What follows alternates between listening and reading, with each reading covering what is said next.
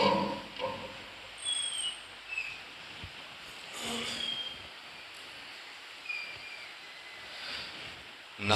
ونصلی ونسلم علی رسولہ النبی الکریم، اما بعد، فاعوذ باللہ من الشیطان الرجیم، بسم اللہ الرحمن الرحیم۔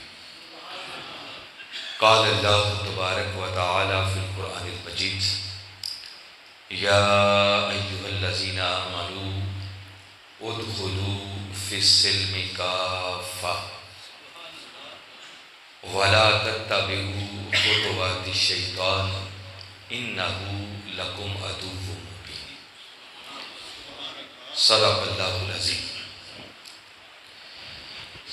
قابل صد احترام حضرت علامہ محمد نعیم مرتضی صاحب اور قابل صد احترام حضرت علامہ عبدالغفار چشتی صاحب اور واجب الاحترام حضرت علامہ محمد عمر صدام صاحب اور قابل صد احترام حضرت علامہ محمد منیر صاحب اور واجب الاحترام حضرت علامہ محمد عابد نوری صاحب اور قابل صد احترام حضرت علامہ قاری ریاست علی چندر صاحب، سیکرٹری کوارڈینیشن تحریک منہاج القرآن سینٹرل پنجاب، دیگر قابل صد احترام علماء کرام، معزز مہمانان گرامی، قائدین تحریک منہاج القرآن اور آج کی اس نہایت ہی بابرکت نشست میں موجود جملہ حاضرین مکرم،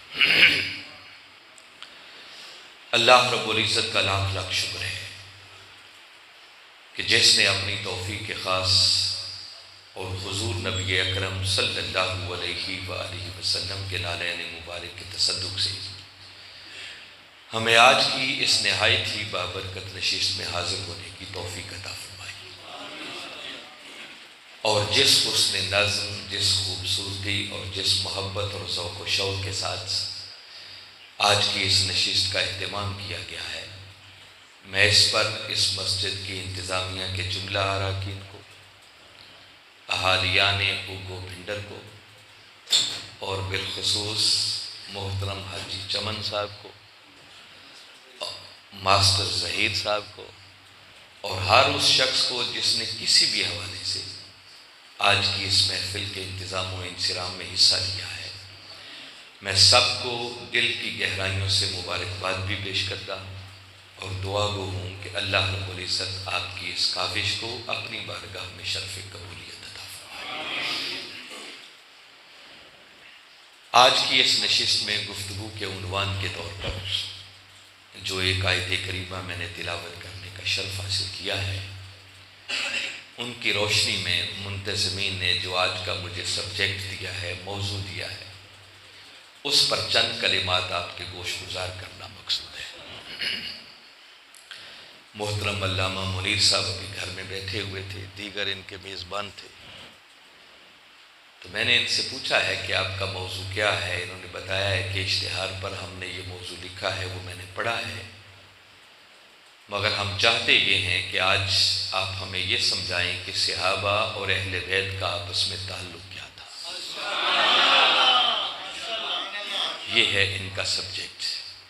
میں اس موضوع کے انتخاب پر بھی منتظمین کو مبارکباد پیش کرتا۔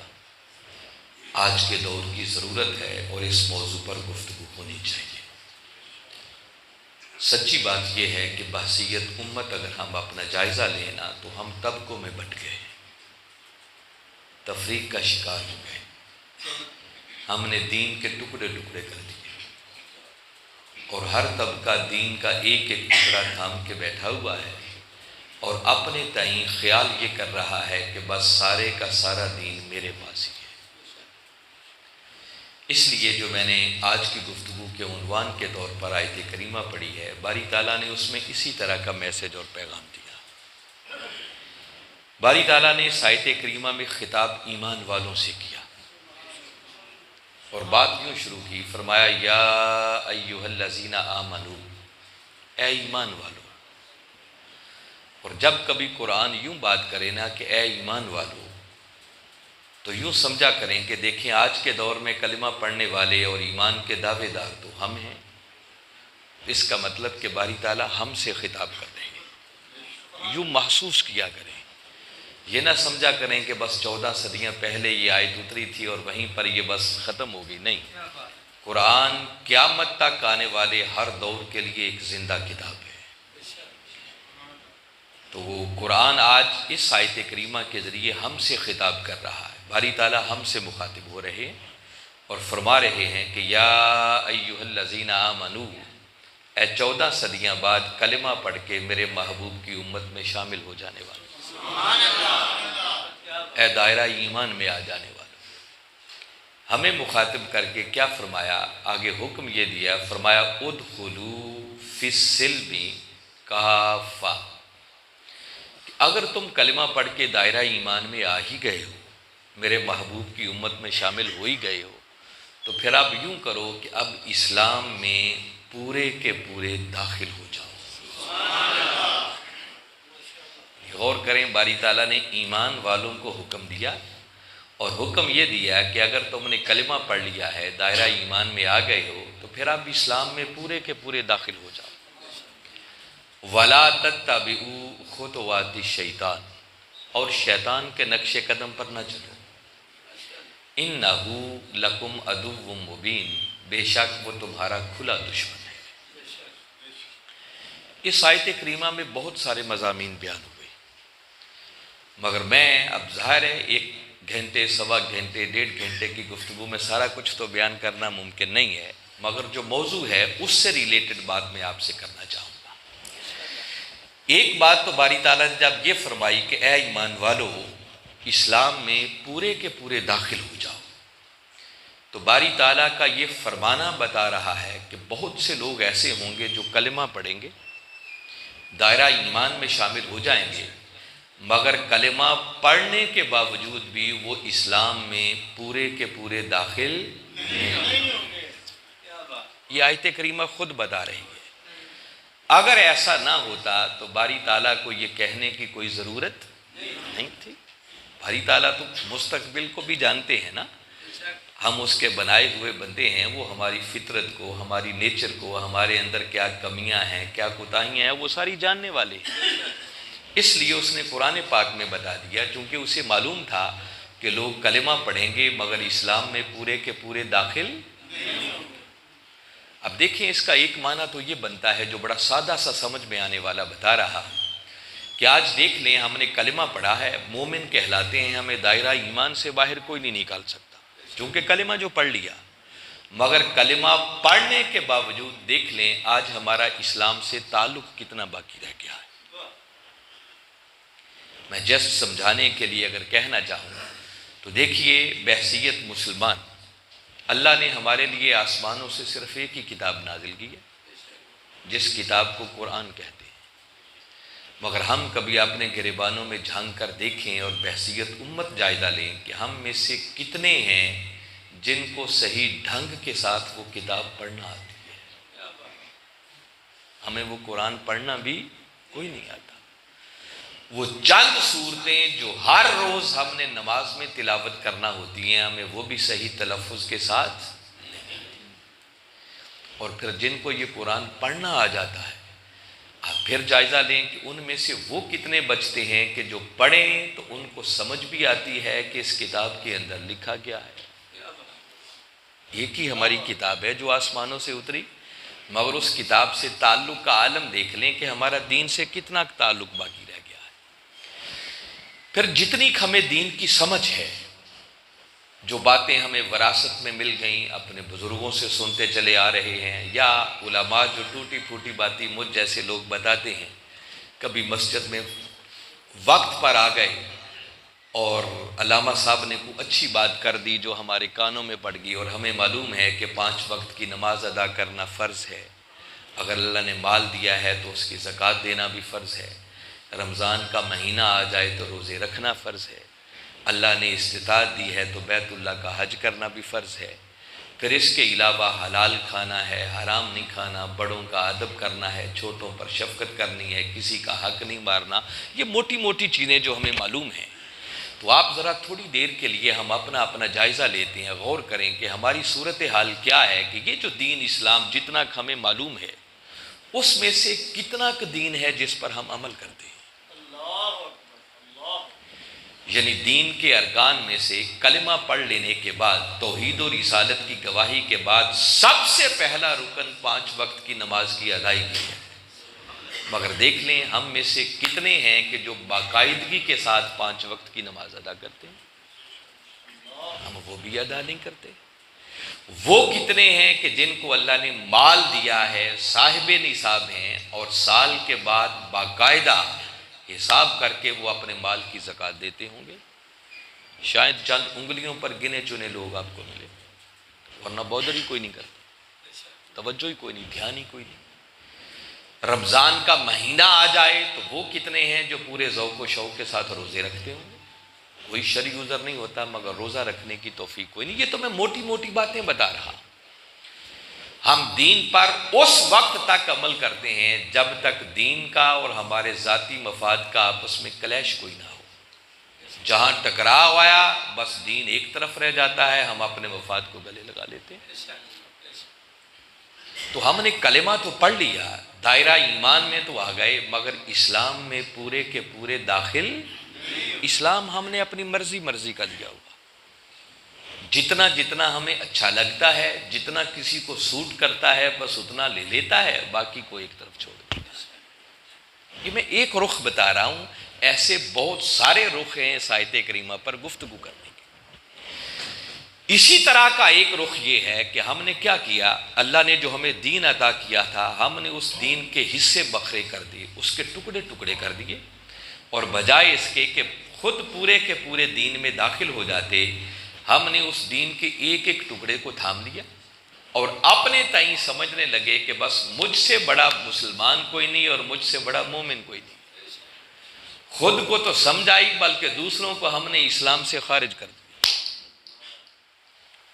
اب میں وہ پہلو بتاتا ہوں جو آج کا ہمارا موضوع ہے، اسی آیت کریمہ سے روشنی لیتے ہوئے میں وہ پہلو بھی سمجھانا چاہ رہا ہوں۔ مثلاً آپ دیکھیں کہ امت کا ایک طبقہ وہ ہیں کلمہ پڑھنے والے، چونکہ ایمان والوں سے خطاب ہے نا تو میں وہ بات بتا رہا ہوں۔ کلمہ پڑھنے والے امتیوں کا ایک طبقہ وہ ہے، ایک گروہ وہ ہے کہ جن کو جو مزہ اللہ کا ذکر کرنے میں آتا ہے شاید وہ رسول کی نعت سننے میں نہیں آتا۔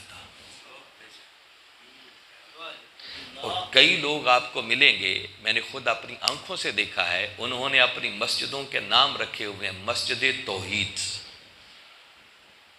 وہ توحید کے ٹھیکیدار بن گئے۔ اور بعض ایسے لوگ ہیں کہ شاید ان کو جو مزہ کملی والے آقا صلی اللہ علیہ وسلم کی نعت میں آتا ہے شاید وہ خدا کا ذکر کرنے میں نہیں آتا۔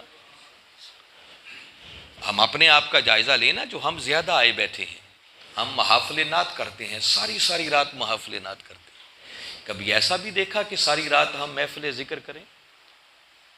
ہمارا ذوق ہے ایک، ہم نے اسی کو تھام لیا۔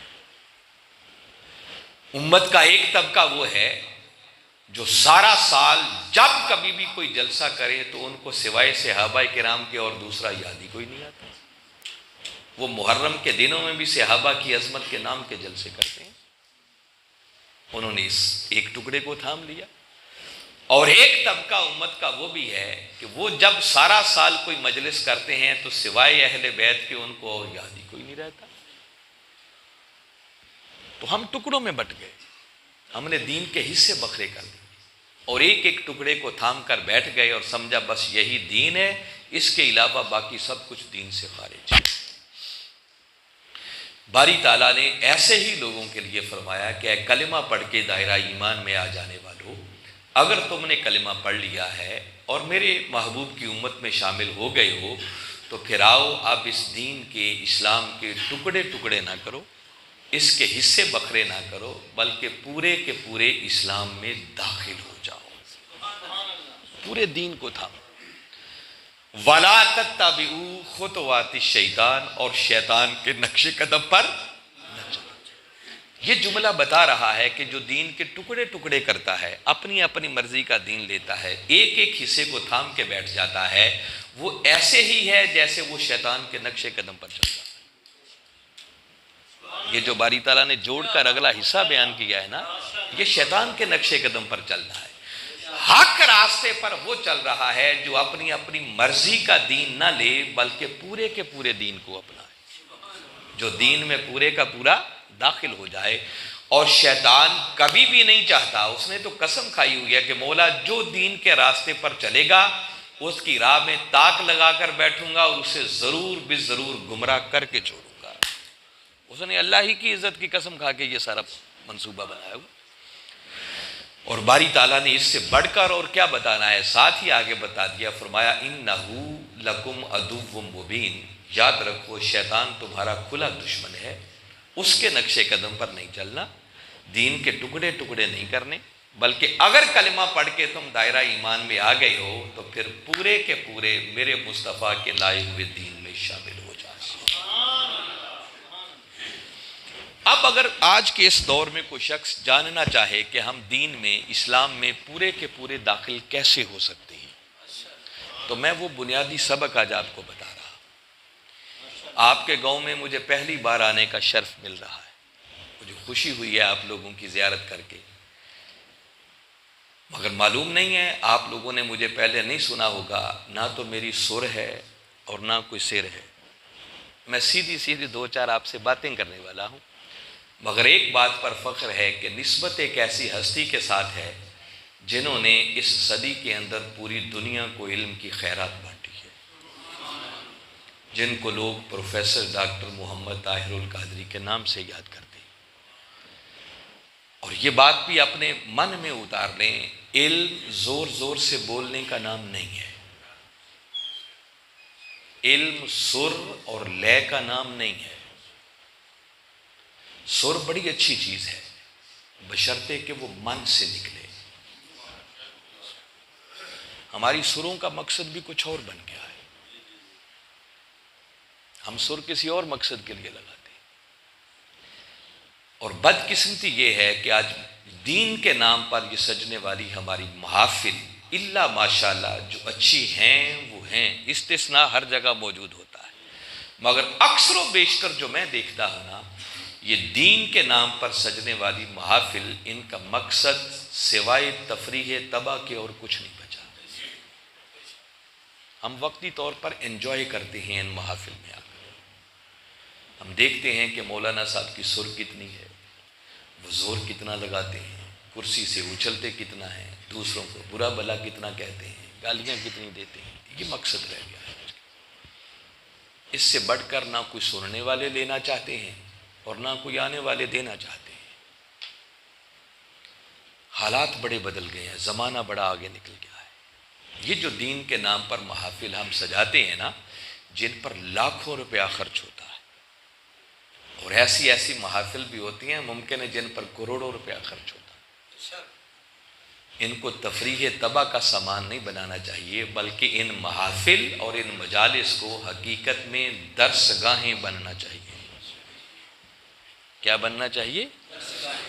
کبھی سوچا کریں نا کہ آپ نے 3-4 گھنٹے کی محفل کی، کتنا خرچ کرتے ہیں لوگ اس میں۔ آپ کی تو چلو چھوٹی محفل ہوگی، مگر میں دیکھ رہا ہوں باہر صحن تک بڑھتا چلا جا رہا ہے۔ اس کے لیے آپ نے مجھ سے ٹائم لیا اور علماء کو بلایا ہوگا، اس لوگوں کو دعوت دی، کو لنگر کا اہتمام ہوگا، کتنا خرچ کیا ہوگا، مگر کبھی آپ نے سوچا کہ ساری محفل کے بعد ہمارے بچوں کو ملا کیا؟ وہ کیا لے کے گئے یہاں سے؟ ہمارے سنورنے کا سامان کتنا ہوا؟ تقریر سن کر کسی کا عقیدہ کتنا سنورا اور کسی کا عمل کتنا سنورا؟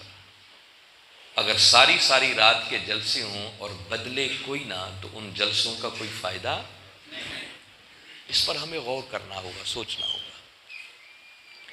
اثر نو اپنی ان نشستوں کو منظم کریں، ان کو نتیجہ خیز بنائیں، فروٹفل بنائیں، آنے والے بچوں کی تعلیم و تربیت کا کوئی سامان ہونا چاہیے۔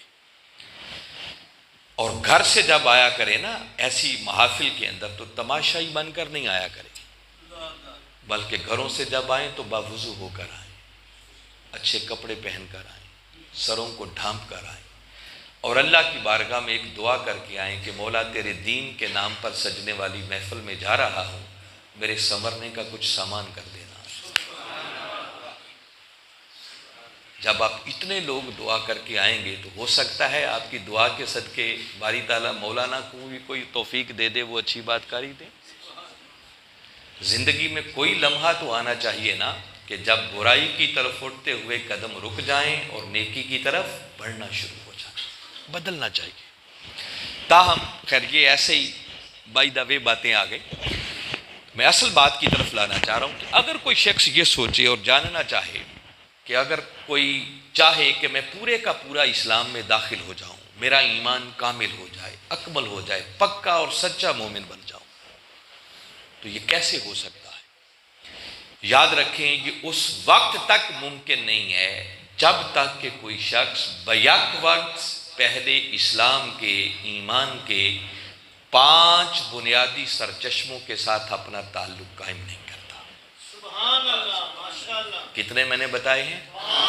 ایمان کا سب سے پہلا سرچشمہ ہے محبت الہی۔ بولو کیا ہے؟ اللہ کی محبت۔ اللہ کی محبت کے بغیر کوئی شخص ایمان کا تصور بھی نہیں کر سکتا۔ جہاں سے ایمان پیدا ہوتا ہے، ایمان جنم لیتا ہے، اور باری تعالیٰ نے خود قرآن پاک میں ارشاد فرمایا وَالَّذِينَ آمَنُوا أَشَدُّ حُبًّا لِلَّهِ، فرمایا مومن وہ ہیں جو اللہ سے بڑی شدید محبت کرتے ہیں۔ خالی محبت کی بات نہیں، کیا فرمایا؟ اشد حبًا، شدید ترین محبت کرتے ہیں۔ مترجمین نے لکھا ہوتا ہے اپنے مولا سے ٹوٹ ٹوٹ کر محبت کرتے ہیں۔ اگر تو خالی محبت کی بات ہوتی تو باری تعالیٰ حبًا کہہ دیتے، حب کا لفظ ہوتا۔ یہ جو اس پر اشد کا لفظ آ گیا، اشد حبًا، شدید محبت، تو یاد رکھیں جب محبت شدید ہو جائے تو اسی کو عشق کہتے ہیں۔ کیا کہتے ہیں اس کو؟ تو باری تعالیٰ بتا رہے ہیں کہ مومن وہ ہیں جو اپنے مولا سے عشق کرتے ہیں۔ وہ روکھا سوکھا تعلق نہیں ہوتا، اپنے مولا سے عشق والا تعلق قائم کرتے ہیں۔ اور جن عاشقوں کو اس مولا کی محبت کی ایک چنگاری مل جائے پھر ان کا حال کیا ہوتا ہے؟ باری تعالیٰ نے قرآن میں بیان کیا، فرمایا الذین یذکرون اللہ قیاما وقعودا وعلی جنوبہم، فرمایا پھر وہ اٹھتے بیٹھتے چلتے پھرتے پہلوؤں کے بل لیتے ہر وقت اپنے مولا کا ذکر کرتے رہتے ہیں۔ باری تعالیٰ نے ان عاشقوں کا حال بتایا، اپنے مولا کو یاد رکھتے ہیں، اس کی یاد کو ایک لمحے سے بھی اپنے دل سے محو نہیں ہونے دیتے، اٹھتے بیٹھتے چلتے پھرتے پہلوؤں کے بل لیتے۔ بلکہ قرآن پاک نے تو قرآن پاک کے اندر باری تعالیٰ نے مردانگی کی جو تعریف بیان کیا نا وہ بڑی قابل غور ہے۔ مرد وہ نہیں ہے جسے ہم مرد کہتے ہیں کہ کوئی مذکر ہے تو مرد ہے اور مؤنث ہے تو وہ عورت ہے۔ مرد قرآن کسے کہتا ہے؟ فرمایا رجال لا تلہیہم تجارت ولا بیع عن ذکر اللہ، فرمایا مرد وہ ہے کہ دنیا کی خرید و فروخت جنہیں اللہ کی یاد سے غافل نہ کرنے والے، وہ ہے حقیقت میں مرد۔ اگر کوئی خاتون ہے اور وہ ہر حال میں اپنے مولا کی یاد میں مگن رہتی ہے تو وہ عورت ہو کر بھی اللہ کی نگاہ میں مرد ہے۔ اور اگر کوئی بظاہر مرد ہے مگر مرد ہو کر اس کی یاد سے غافل ہے تو وہ مرد ہو کر بھی مرد نہیں ہے بلکہ عورت ہے، ہر وقت اس کی یاد میں گم رہتے ہیں۔ باری تعالیٰ نے ایسے ہی عاشقوں کا حال سورہ فرقان میں بھی بیان کیا، فرمایا جن کو میرے عشق کی ایک چنگاری مل جائے نا ان عاشقوں کا حال یہ ہوتا ہے والذین یبیتون لربہم سجدا وقیاما، فرمایا ایسے عاشق جب میرے حضور عبادت کے لیے حاضر ہوتے ہیں نا تو کبھی ساری ساری رات ان کی سجدے میں بیت جاتی ہے، کبھی قیام میں بیت جاتی ہے۔ یہ ایک ایک عنوان جو ہے نا پورے خطاب کا تقاضا کرتا ہے، مگر میں نے آپ کو ایک منزل تک لانا ہے جو آج کا اصل سبجیکٹ ہے، تو تھوڑی بات بتا رہا ہوں۔ تو میں بتا رہا ہوں کہ ایمان کا پہلا سرچشمہ وہ ہے محبت الہی۔ اسی طرح ایمان کا دوسرا سرچشمہ وہ ہے عشق رسول صلی اللہ علیہ وسلم۔ مگر بدقسمتی سے ہم نے ان دونوں محبتوں میں ایک تفریق پیدا کر دی. امت کا ایک طبقہ صرف اللہ کا نام لینے والا ہو گیا اور دوسروں نے صرف رسول ہی کے ذکر کو اپنا کل دین اور ایمان بنا لیا. اور صورتحال یہاں تک پہنچ چکی ہے کہ اگر کوئی شخص زیادہ توحید کی بات کر دے، اللہ کی بات کر دے، تو کچھ لوگ خود بخود سمجھنا شروع کر دیتے ہیں کہ لگتا ہے یہ فلاں گروہ سے تعلق رکھتا ہے، ہماری پہچانیں بن گئی.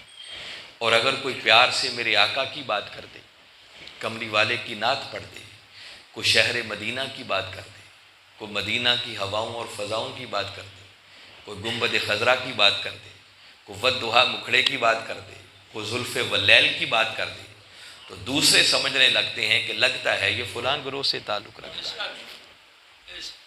ہم اس طرح گروہوں میں بٹ گئے. حالانکہ میرے آقا کی بات یہ وہ بات ہے جو ہر وقت خود خدا کی زبان پر رہتی ہے. وہ خدا جب بھی اپنی قدرت کی زبان کھولتا ہے تو اس کی زبان پر سوائے مصطفیٰ کی بات کے اور بات ہی کوئی نہیں آتی. اللہ رب العزت کو اگر کبھی شہر مکہ کی بات کرنی ہونا تو وہ سیدھا نہیں کہتا شہر مکہ، وہ کہتا ہے وہ شہر محبوب جس شہر میں تیرے قدم لگ گئے. حتیٰ کہ کئی مقامات قرآن پاک میں آپ کو ملیں گے کہ اللہ کو اگر خود اپنی قسم کھانی ہو، اپنی قسم، وہ سیدھا نہیں کہتا مجھے اپنی قسم، بلکہ وہ کہتا ہے فلا وربک، محبوب قسم ہے تیرے رب کی. وہ اپنی قسم بھی مصطفیٰ کا رب ہو کے کھاتا ہے. تو یاد رکھیں یہ محبتیں کہنے کو دو ہیں مگر حقیقت میں ایک ہی محبت کے دو رخ ہیں. اللہ کی محبت کا سارا انحصار وہ ہے ہی محبت مصطفیٰ صلی اللہ علیہ وسلم. اگر کوئی شخص یہ سمجھتا ہے نا کہ شاید رسول کی محبت کے بغیر اسے اللہ کی محبت مل جائے گی تو سمجھ جائیں اس بیچارے کو حقیقت کی ابھی خبر ہی نہیں، وہ مغالطے میں ہے. باری تعالیٰ نے قرآن پاک میں ارشاد فرمایا کل، محبوب اپنی میٹھی میٹھی زبان سے اعلان کر دو، انہیں بتا دو، ان کنتم تحبون اللہ، کہ لوگوں اگر اللہ سے محبت کرنا چاہتی ہو تو کیا کرو، فاتبعونی، آؤ پہلے مجھ مصطفیٰ کی اتباع کرو، پہلے میرے قدموں کے نشانوں کو اپنا قبلہ اور کعبہ بناؤ، پہلے میری ذات سے محبت اور عشق والا تعلق قائم کرو.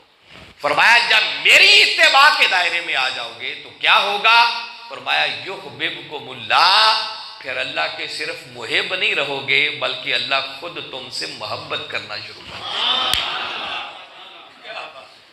تو قرآن بتا رہا ہے کہ اللہ کی محبت کا سارا دار و مدار وہ محبت مصطفیٰ صلی اللہ علیہ وسلم. اس لیے میں نے بتایا کہ ان دونوں محبتوں میں کوئی تفریق نہیں ہے بلکہ ایک ہی محبت کے دو رخ ہیں. یہ ایک عنوان میں نے بتایا کہ اس پر کئی گھنٹے گفتگو ہو سکتی ہے مگر میں آپ کو اگلی سٹیج پر لانا چاہ رہا ہوں. اسی طرح ایمان کا تیسرا سرچشمہ وہ ہے محبت اہل بیت علیہم السلام، اور ایمان کا چوتھا سرچشمہ وہ ہے تعظیم صحابہ کرام رضوان اللہ علیہم اجمعین. مگر ہم نے ان دو محبتوں کے درمیان بھی ایک دیوار کھڑی کی. امت کا ایک طبقہ صرف صحابہ کا نام لینے والا ہو گیا اور دوسروں نے صرف اہل بیت ہی کے ذکر کو اپنا کل دین اور ایمان بنا لیا اور ہم دھڑوں میں بٹ گئے.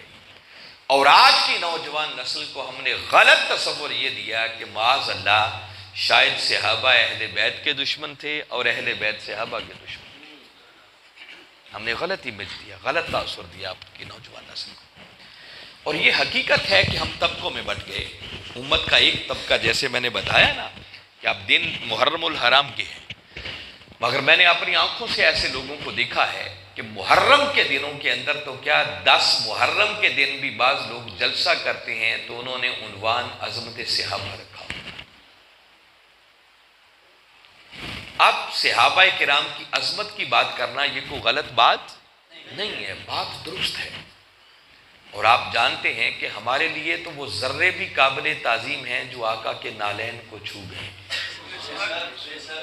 اور اکثر آپ ایک شعر گنگناتے ہیں نا کہ سر پہ رکھنے کو جو مل جائے نالے پاکی حضور تو پھر کہیں گے کہ ہاں تاجدار ہم بھی ہیں. ہمارے لیے تو آقا کے جوڑے بھی ہمارے سروں کا تاج ہیں. تو وہ صحابہ کرام رضوان اللہ علیہم اجمعین جنہوں نے میرے آقا کی ظاہری حیات مبارکہ کے اندر کلمہ پڑھا، پھر آقا کی مجلس میں بیٹھتے رہے، آپ کے والضحیٰ مکھڑے کو تکتے رہے، آپ کی زلف واللیل کا نظارہ کرتے رہے، آپ کی زبان اقدس سے نکلنے والی میٹھی میٹھی باتوں کو سنتے رہے، آپ کے معجزات کو تکتے رہے، اور آقا کے لائے ہوئے دین کی سربلندی کی خاطر اپنا تن من دھن سب کچھ قربان کرتے رہے، تو بھئی ان صحابہ کرام کی تعظیم ہمارے ایمان کا حصہ کیوں نہیں ہوگی؟ کوئی انکار کر سکتا ہے اس کا؟ کلمہ پڑھنے والا کوئی شخص اس کا انکار نہیں کر سکتا. تو تعظیم صحابہ کی بات کرنا، عظمت صحابہ کی بات کرنا، یہ بات درست تھی، مگر ظلم اس وقت ہوا جب تعظیم صحابہ کی آڑ میں دلوں میں اہل بیت کا بغض پالا جانے لگا. جو محرم کے دنوں میں عظمت صحابہ کا جلسہ کرتا ہے نا، وہ در حقیقت صحابہ کرام کی عظمت نہیں بیان کرنا چاہتا، بلکہ جو سینے اہل بیت کے بغض سے بھرے ہوئے ہیں نا، اس بغض کا اظہار کرنا چاہتے ہیں. میری باتیں پلے پڑ رہی ہیں؟ سمجھ آ رہی ہیں؟ اور ایسے لوگوں کی کمی نہیں ہے، معاذ اللہ استغفر اللہ، جو کہتے ہیں کہ کربلا کی جنگ دو شہزادوں کی جنگ تھی، اور یہاں تک کہتے ہوئے بھی خدا سے نہیں ڈرتے کہ معاذ اللہ حسین بھاگی تھے. ایسے جملے بھی کہتے، اور بدبخت یزید کو کیا کیا بنا کے پیش کرنا چاہتے ہیں، الامان الحفیظ، یہ سب کچھ نظر آتا. ابھی چند دن پہلے ایک پوسٹ میری نظروں سے گزری ہے جس میں عنوان لکھا ہوا تھا، یہ محفل ہو رہی ہے برائے ایصال ثواب، اور آگے لکھا تھا یزید رحمت اللہ تعالی، جلسہ ہو رہا ہے. تو یہ جو ایسے لوگ ہیں وہ سینے اہل بیت کے بغض سے بھرے ہوئے ہیں، اس بغض کا اظہار کرنا چاہتے ہیں. اور جواباً پھر ایک طبقہ وہ معرض وجود میں آیا کہ جنہوں نے اہل بیت کی محبت کا نعرہ لگایا، اور ان کو سارا سال سوائے اہل بیت کے اور یاد ہی کوئی نہیں آتا. تو بھئی اہل بیت کی محبت کی بات کرنا، ان کی عظمت کی بات کرنا، یہ بھی کوئی غلط بات نہیں ہے. اگر صحابہ کرام قابل تعظیم ہیں تو اہل بیت تو بھئی ان سے بھی بڑھ کر قابل تعظیم ہے. اور اہل بیت کی محبت یہ تو ہمارا ایمان ہے. اہل بیت کی محبت کے بغیر نہ ایمان ملتا ہے، نہ ملا ہوا ایمان بچتا ہے. اہل بیت کی محبت تو ایمان ہے، مگر ظلم اس وقت ہوتا ہے جب اہل بیت کی محبت کی آڑ میں دلوں میں صحابہ کرام کا بغض پالا جاتا. اور ایسے لوگوں کی کمی نہیں ہے جو بات اہل بیت کی کرتے ہیں اور ساتھ معاذ اللہ استغفر اللہ صحابہ کرام کو گالیاں بکتے ہیں. یہ میں نے بتا دیا کہ یہ طبقے ہم بن گئے. آئیے آج تھوڑی دیر کے لیے رک کر آپ کو بتاتا ہوں کہ صحابہ کون ہیں اور اہل بیت کون ہیں، تاکہ حقیقت سمجھ آئے. وقت کے مجدد حضور شیخ الاسلام پروفیسر ڈاکٹر محمد طاہر القادری مدظ اللہ العالی، آپ نے ایک موقع پر بڑے خوبصورت لفظوں میں یہ بات سمجھائی. آپ نے فرمایا کہ یاد رکھیں، گھر ایک تھا، در ایک تھا، اور وہ تھا در رسول صلی اللہ علیہ وسلم. وہ تھا ہمارے آقا کا گھر، وہ تھا کملی والے کا گھر، وہ تھا محبوب خدا کا گھر. فرق صرف اتنا تھا کہ کچھ لوگ وہ تھے جو اس گھر کی چار دیواری کے اندر رہتے تھے. وہ جو اندر رہتے تھے ان کو آج ہم اہل بیت کے نام سے یاد کرتے ہیں. اور کچھ تھے جو ہمہ وقت 24 گھنٹے اس گھر کا طواف کرتے رہتے تھے. وہ جو ہر وقت اس گھر کے گرد چکر لگاتے رہتے تھے ان کو آج ہم صحابہ کرام کے نام سے یاد کرتے ہیں. اس گھر اور در کے ساتھ کسی کی بھی نسبت کم. بھئی اہل بیت وہ تھے کہ جب کبھی پیاس لگتی اور پینے کے لیے پانی میسر نہ آتا تو میرے آقا صلی اللہ علیہ وسلم کی زبان اقدس چوس کر وہ اپنی پیاس بجھا لیا کرتے تھے۔ یہ اہل بیت تھے۔ حسنین کریمین علیہ السلام چھوٹے شہزادے ہوتے، عرب کا تپتا ہوا صحرا ہوتا، کئی بار جب پینے کے لیے پانی میسر نہ آتا تو میرے آقا اپنی زبان اقدس ان شہزادوں کے منہ میں ڈال دیتے اور وہ اپنے نانا کی زبان اقدس چوس کر اپنی پیاس بجھا لیتے۔ یہ اہل بیت تھے۔ اور صحابہ کرام وہ تھے کہ جب کبھی بھوک لگتی، کھانے کو کچھ نہ ملتا، تو صرف آقا کے ودھا مکھڑے کو تکتے تو اپنی بھوک ختم کر دیا کرتے۔ نعرہ تکبیر، نعرہ رسالت، نعرہ تحقیق، نعرہ حیدری، عظمت و شان اہل بیت، عظمت و شان اہل صحابہ۔ ایک رات کا واقعہ ہے، آدھی رات بیت چکی ہے، ہر کوئی اپنے گھر میں آرام کر رہا ہے کہ اچانک میرے آقا گھر سے باہر تشریف لے آئے۔ باہر جو نکلے تو دیکھا دروازے پر پروانہ چراغ مصطفی سیدنا ابو بکر صدیق رضی اللہ تعالیٰ عنہ کھڑے۔ پوچھا ابو بکر، ہر کوئی اپنے گھر سو رہا ہے، آرام کر رہے، تم اس وقت یہاں کھڑے کیا کر رہے ہو؟ عرض کرنے لگے، آقا 3 دن سے کھانے کو کچھ نہیں ملا تھا، بھوک ستا رہی تھی، ادھر آ نکلا کہ اپنے آقا کے گھر کے در و دیوار دیکھوں گا تو بھوک ختم ہو جائے گی۔ یہ محبت تھی صحابہ کی۔ تو اس گھر اور در کے ساتھ کسی کی نسبت کم۔ اب دیکھیں نا، جب آپ کہتے ہیں اہل بیت تو اہل بیت کا معنی ہے گھر والے۔ کیا معنی ہے؟ تو جب آپ کہیں گے گھر والے تو فوراً ذہن میں سوال پیدا ہوگا، بھئی کس کے گھر والے؟ تو جواب ہوگا، بھئی رسول کے گھر والے۔ ان کو میرے آقا کے گھر کی نسبت ملی تو اہل بیت بن گئے۔ اور جب آپ کہتے ہیں صحابی تو صحابی کا معنی ہے صحبت والا۔ کیا معنی ہے؟ پھر ذہن میں وہی سوال پیدا ہوگا، بھئی کس کی صحبت والا؟ جواب ہوگا اسی رسول کی صحبت والا۔ بھئی ادھر گھر کی نسبت ملی تو اہل بیت بن گئے، ادھر صحبت کی نسبت ملی صحابہ بن گئے۔ ارے کوئی کچھ نہ بن سکا، جو کچھ بنا وہ نسبت محمد مصطفیٰ کی وجہ سے بنا۔ اگر یہ ایمانوں کا اصل مرکز و محور پیش نظر رہے تو انسان کبھی بھی افراط و تفریط کا شکار نہیں ہو سکتا۔ یہ ظلم اس وقت ہوتا ہے جب ہم اصل مرکز کو بھول جاتے ہیں، اور قرآن پاک نے ان ہستیوں کا تعارف اسی نسبت سے کروایا۔ سورہ فتح کو پڑھیں، آخری آیت ہے، فرمایا محمد الرسول اللہ۔ پہلے اس ایمان کے مرکز و محور کا ذکر کیا، فرمایا محمد صلی اللہ علیہ وسلم اللہ کے رسول ہیں، پہلے یہ ذکر کیا، پھر آگے فرمایا والذین معہ، اور وہ جو میرے مصطفیٰ کی مائیت میں آ جاتے ہیں، جو اس رسول کی مائیت میں آ جاتے ہیں، خواہ وہ مائیت کسی کو گھر کی وجہ سے مل جائے یا کسی کو صحبت کی وجہ سے مل جائے۔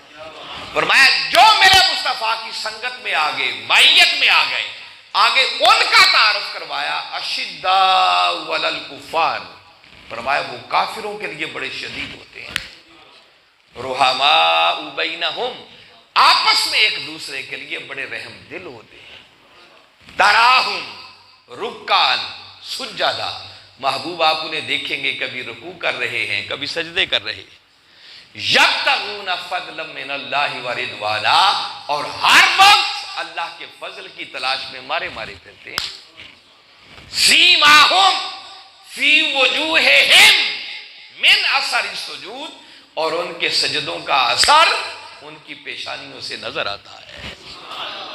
ان کی عبادت گزاریوں کا بھی ذکر ہوا، مگر باری تعالیٰ نے اس میں صحابہ کرام کا بھی ذکر کیا، اہل بیت کے نفوس قدسیہ کا بھی ذکر کیا، مگر سب کا ذکر کرنے سے پہلے اصل مرکز کی بات کی، محمد الرسول اللہ۔ ان کو پہچاننا ہے تو اس مرکز ایمان کی وجہ سے پہچانو۔ اگر یہ نسبت پیش نظر رہے تو انسان کبھی بھی افراط و تفریط کا شکار نہیں ہوتا۔ اب اگر کسی کے ذہن میں خیال آئے، ایک پہلو میں نے بتایا کہ آقا کی ذات اقدس کے ساتھ ان کا تعلق تھا، پھر دوسرا پہلو ذہن میں رکھیں کہ میرے آقا صلی اللہ علیہ وسلم کی کرم نوازیاں بھی ان لوگوں پر کم نہیں تھیں، میرے آقا نے بھی فرق نہیں رکھا، جہاں فرق ہے وہ میں بتاؤں گا آگے. میں پہلے تو بتانا چاہ رہا ہوں کہ آقا نے ہر گھر پر، ہر طبقے پر اپنا پورا کرم فرمایا. ایک ہی رات کے میں 2 واقعات آپ کو سناتا ہوں، اور ان واقعات سے بھی امت کے لیے ایک درس ہے، سبق ہے. ہجرت کی رات میرے آقا صلی اللہ علیہ وسلم جب مکہ چھوڑ کر مدینہ تشریف لے جانے لگے، کافر ننگی تلواریں لے کے دروازے پہ کھڑے ہیں.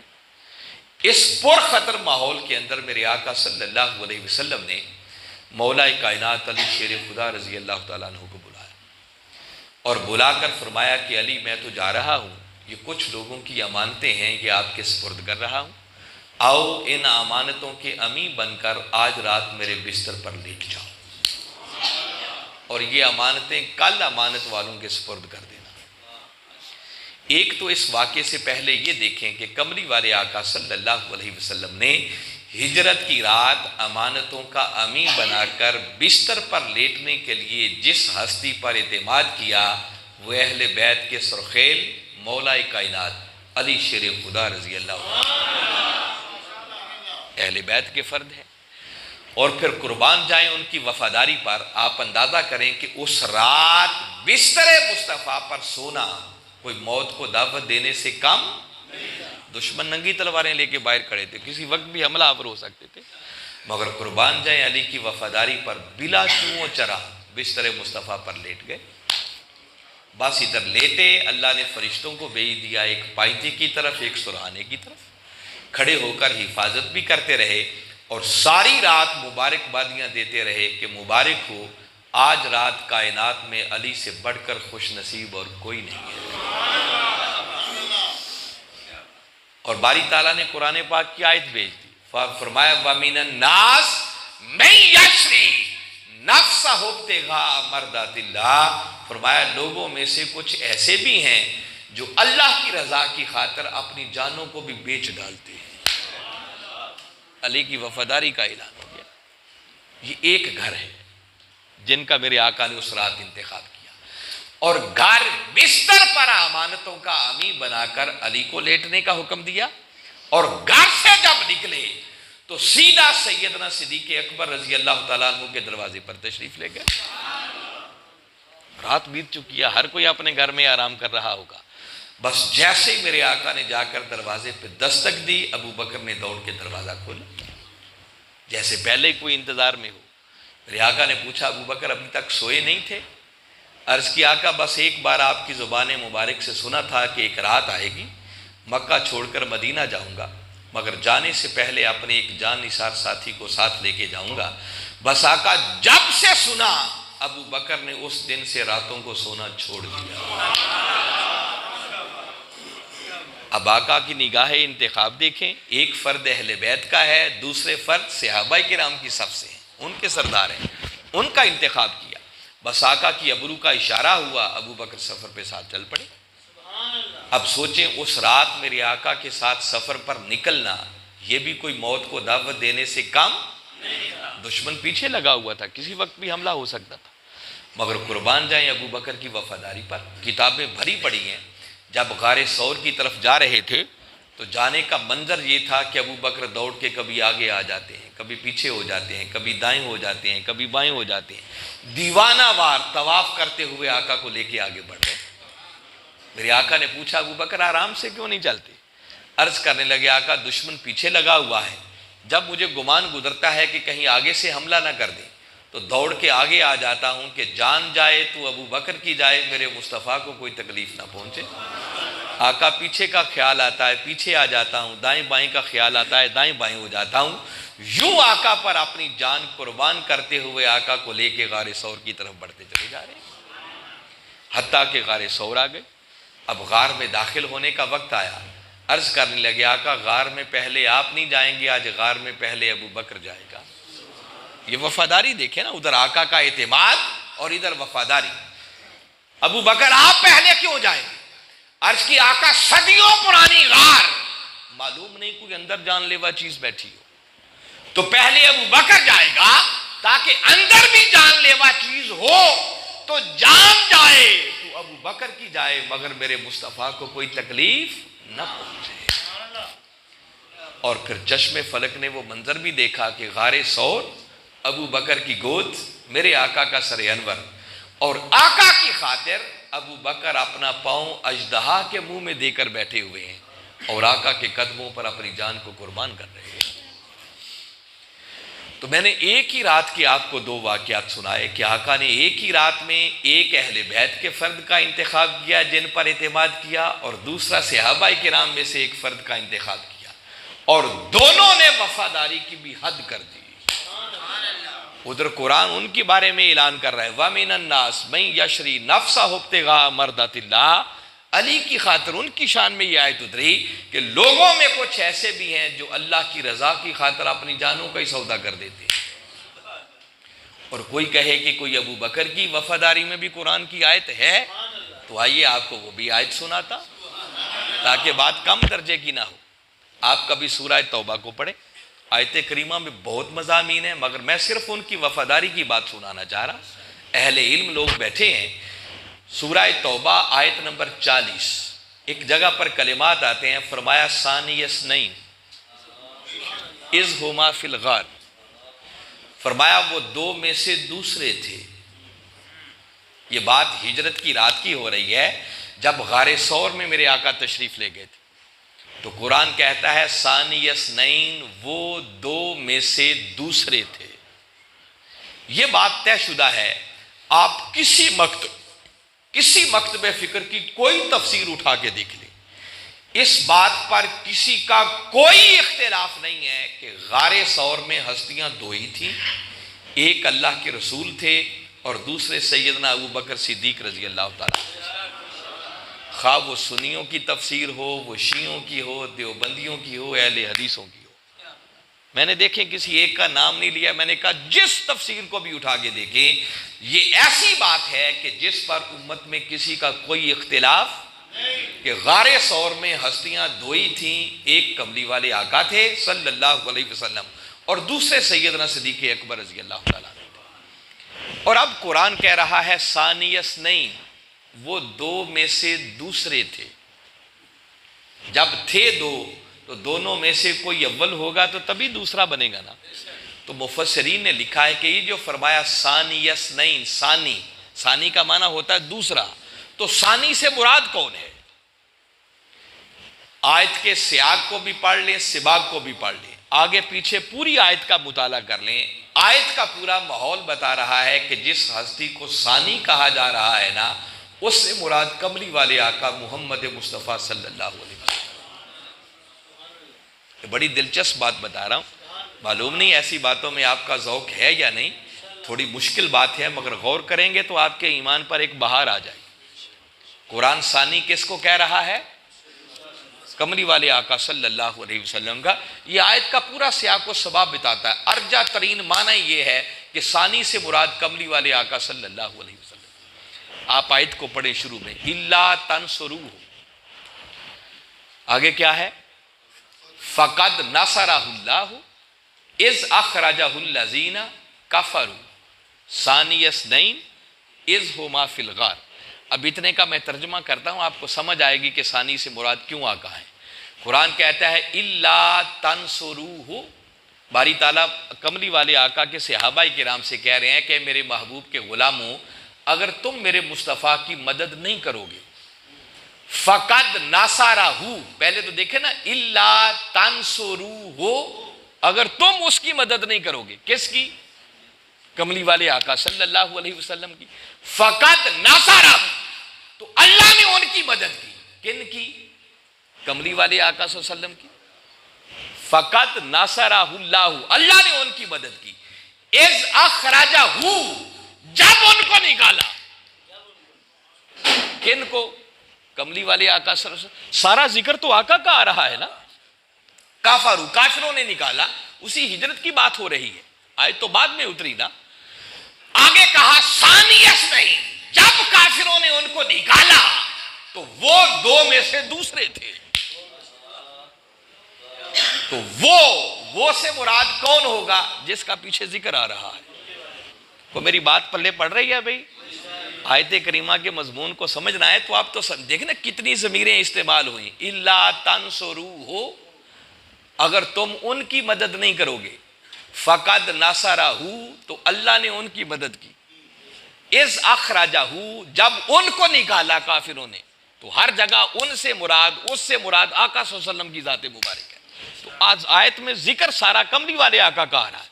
تو اب جب کہا ثانی اثنین، وہ دو میں سے دوسرے تھے، تو جب کہا جائے گا وہ، تو وہ سے مراد وہی ہوگا جس کا پیچھے ذکر آ رہا ہے۔ وہ بات پلے پڑی ہے۔ تو قرآن پاک نے اس مقام پر ثانی کس کو کہا؟ کملی والے آقا صلی اللہ علیہ وسلم کو۔ تو ثانی کوئی تب ہوتا ہے جب کوئی اول بھی ہو، اور ہیں دو ہی، تیسرا وہاں کوئی نہیں ہے۔ ایک کملی والے آقا ہیں، دوسرے سیدنا صدیق اکبر رضی اللہ تعالیٰ عنہ ہیں۔ تو بھائی جب قرآن نے ثانی، دوسرا، وہ کملی والے آقا کو قرار دیا، تو اول کون ٹھہرا؟ وہ سیدنا صدیق اکبر رضی اللہ تعالیٰ عنہ ہے نا۔ حیرت کی بات، قرآن کا ایک ایسا مقام ہے جس مقام پر قرآن اول ابو بکر کو کہہ رہا ہے، ثانی محمد مصطفیٰ کو کہہ رہا ہے صلی اللہ علیہ وسلم۔ تو آپ پریشان نہ ہوں، اس کا معنی یہ نہیں کہ معاذ اللہ شان ابو بکر کی بڑھ گئی، نہیں، ابو بکر کو تو جو کچھ ملا تھا وہ مصطفیٰ کے قدموں کا صدقہ ملا تھا۔ باری تعالیٰ نے یہ انداز اپنا کر ثانی اثنین، ثانی اپنے محبوب کو کہہ کر ابو بکر کی وفاداری کا اعلان کیا ہے، جو بات بتانا چاہ رہا ہوں۔ آپ پوچھیں گے کیسے؟ باری تعالیٰ عجیب بات ہے کہ تو نے اول ابو بکر کو کہا، ثانی اپنے محبوب کو کہا، یہ کیسے ہو گیا؟ فرمایا تعجب کی بات نہیں، آگے سنو۔ فرمایا یہ کب تھا؟ اذ ہما فی الغار، جب وہ دونوں غار میں داخل ہو رہے تھے۔ فرمایا تم نے غار میں داخلے کا منظر نہیں دیکھا، جب داخل ہو رہے تھے تو داخل ہونے والوں میں پہلا اول ابو بکر تھا، اور ثانی میرا محبوب محمد مصطفیٰ۔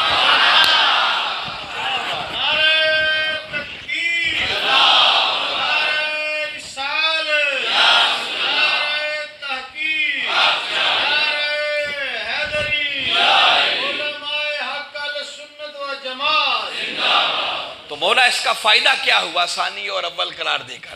فرمایا یہ قرار دے کے تمہیں ابو بکر کی وفاداری بتانا چاہ رہا ہوں کہ وہ ابو بکر جو جانتے تھے، پہچانتے تھے، قرآن کی آیت تھی، لا تقدموا بین یدی اللہ ورسولہ، خبردار کبھی اللہ اور اس کے رسول سے آگے نہ بڑھنا۔ جانتے تھے کہ رسول سے آگے نہیں بڑھنا ہے، اور رسول سے آگے بڑھنا ایسے ہی ہے جیسے خدا سے آگے بڑھنا ہے۔ مگر آج ابو بکر عرض کرتے ہیں آقا غار میں پہلے آپ نہیں جائیں گے، غار میں پہلے ابو بکر جائے گا۔ کیوں جائے گا؟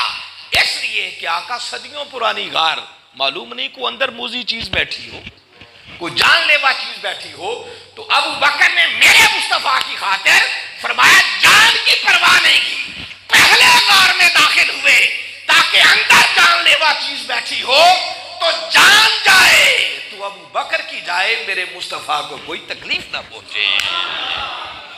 تو قرآن ابو بکر کی وفاداری کا اعلان کر رہا ہے۔ تو میں بتا رہا ہوں کہ ایک طرف میرے آقا کی نگاہ انتخاب، ایک اہل بیت کے فرد، دوسرے صحابہ میں سے، اور پھر دونوں کی وفاداری کا اعلان خود قرآن کر رہا ہے۔ تو بتائیں کس کو چھوڑ کے گزارا ہوگا؟ آقا کا طرز عمل ہے، آقا کی سنت مبارکہ ہے، تو آقا اپنے اس طرز عمل سے امت کو بھی تو کوئی پیغام دینا چاہ رہے ہیں نا۔ نہ یہ دامن چھوڑ کر گزارا ہے، نہ یہ دامن چھوڑ کر گزارا ہے۔ تو آقا کی ذات اقدس کے ساتھ بھی ان کا تعلق تھا، اور میرے آقا کی کرم نوازیاں بھی دونوں گھرانوں پر تھیں۔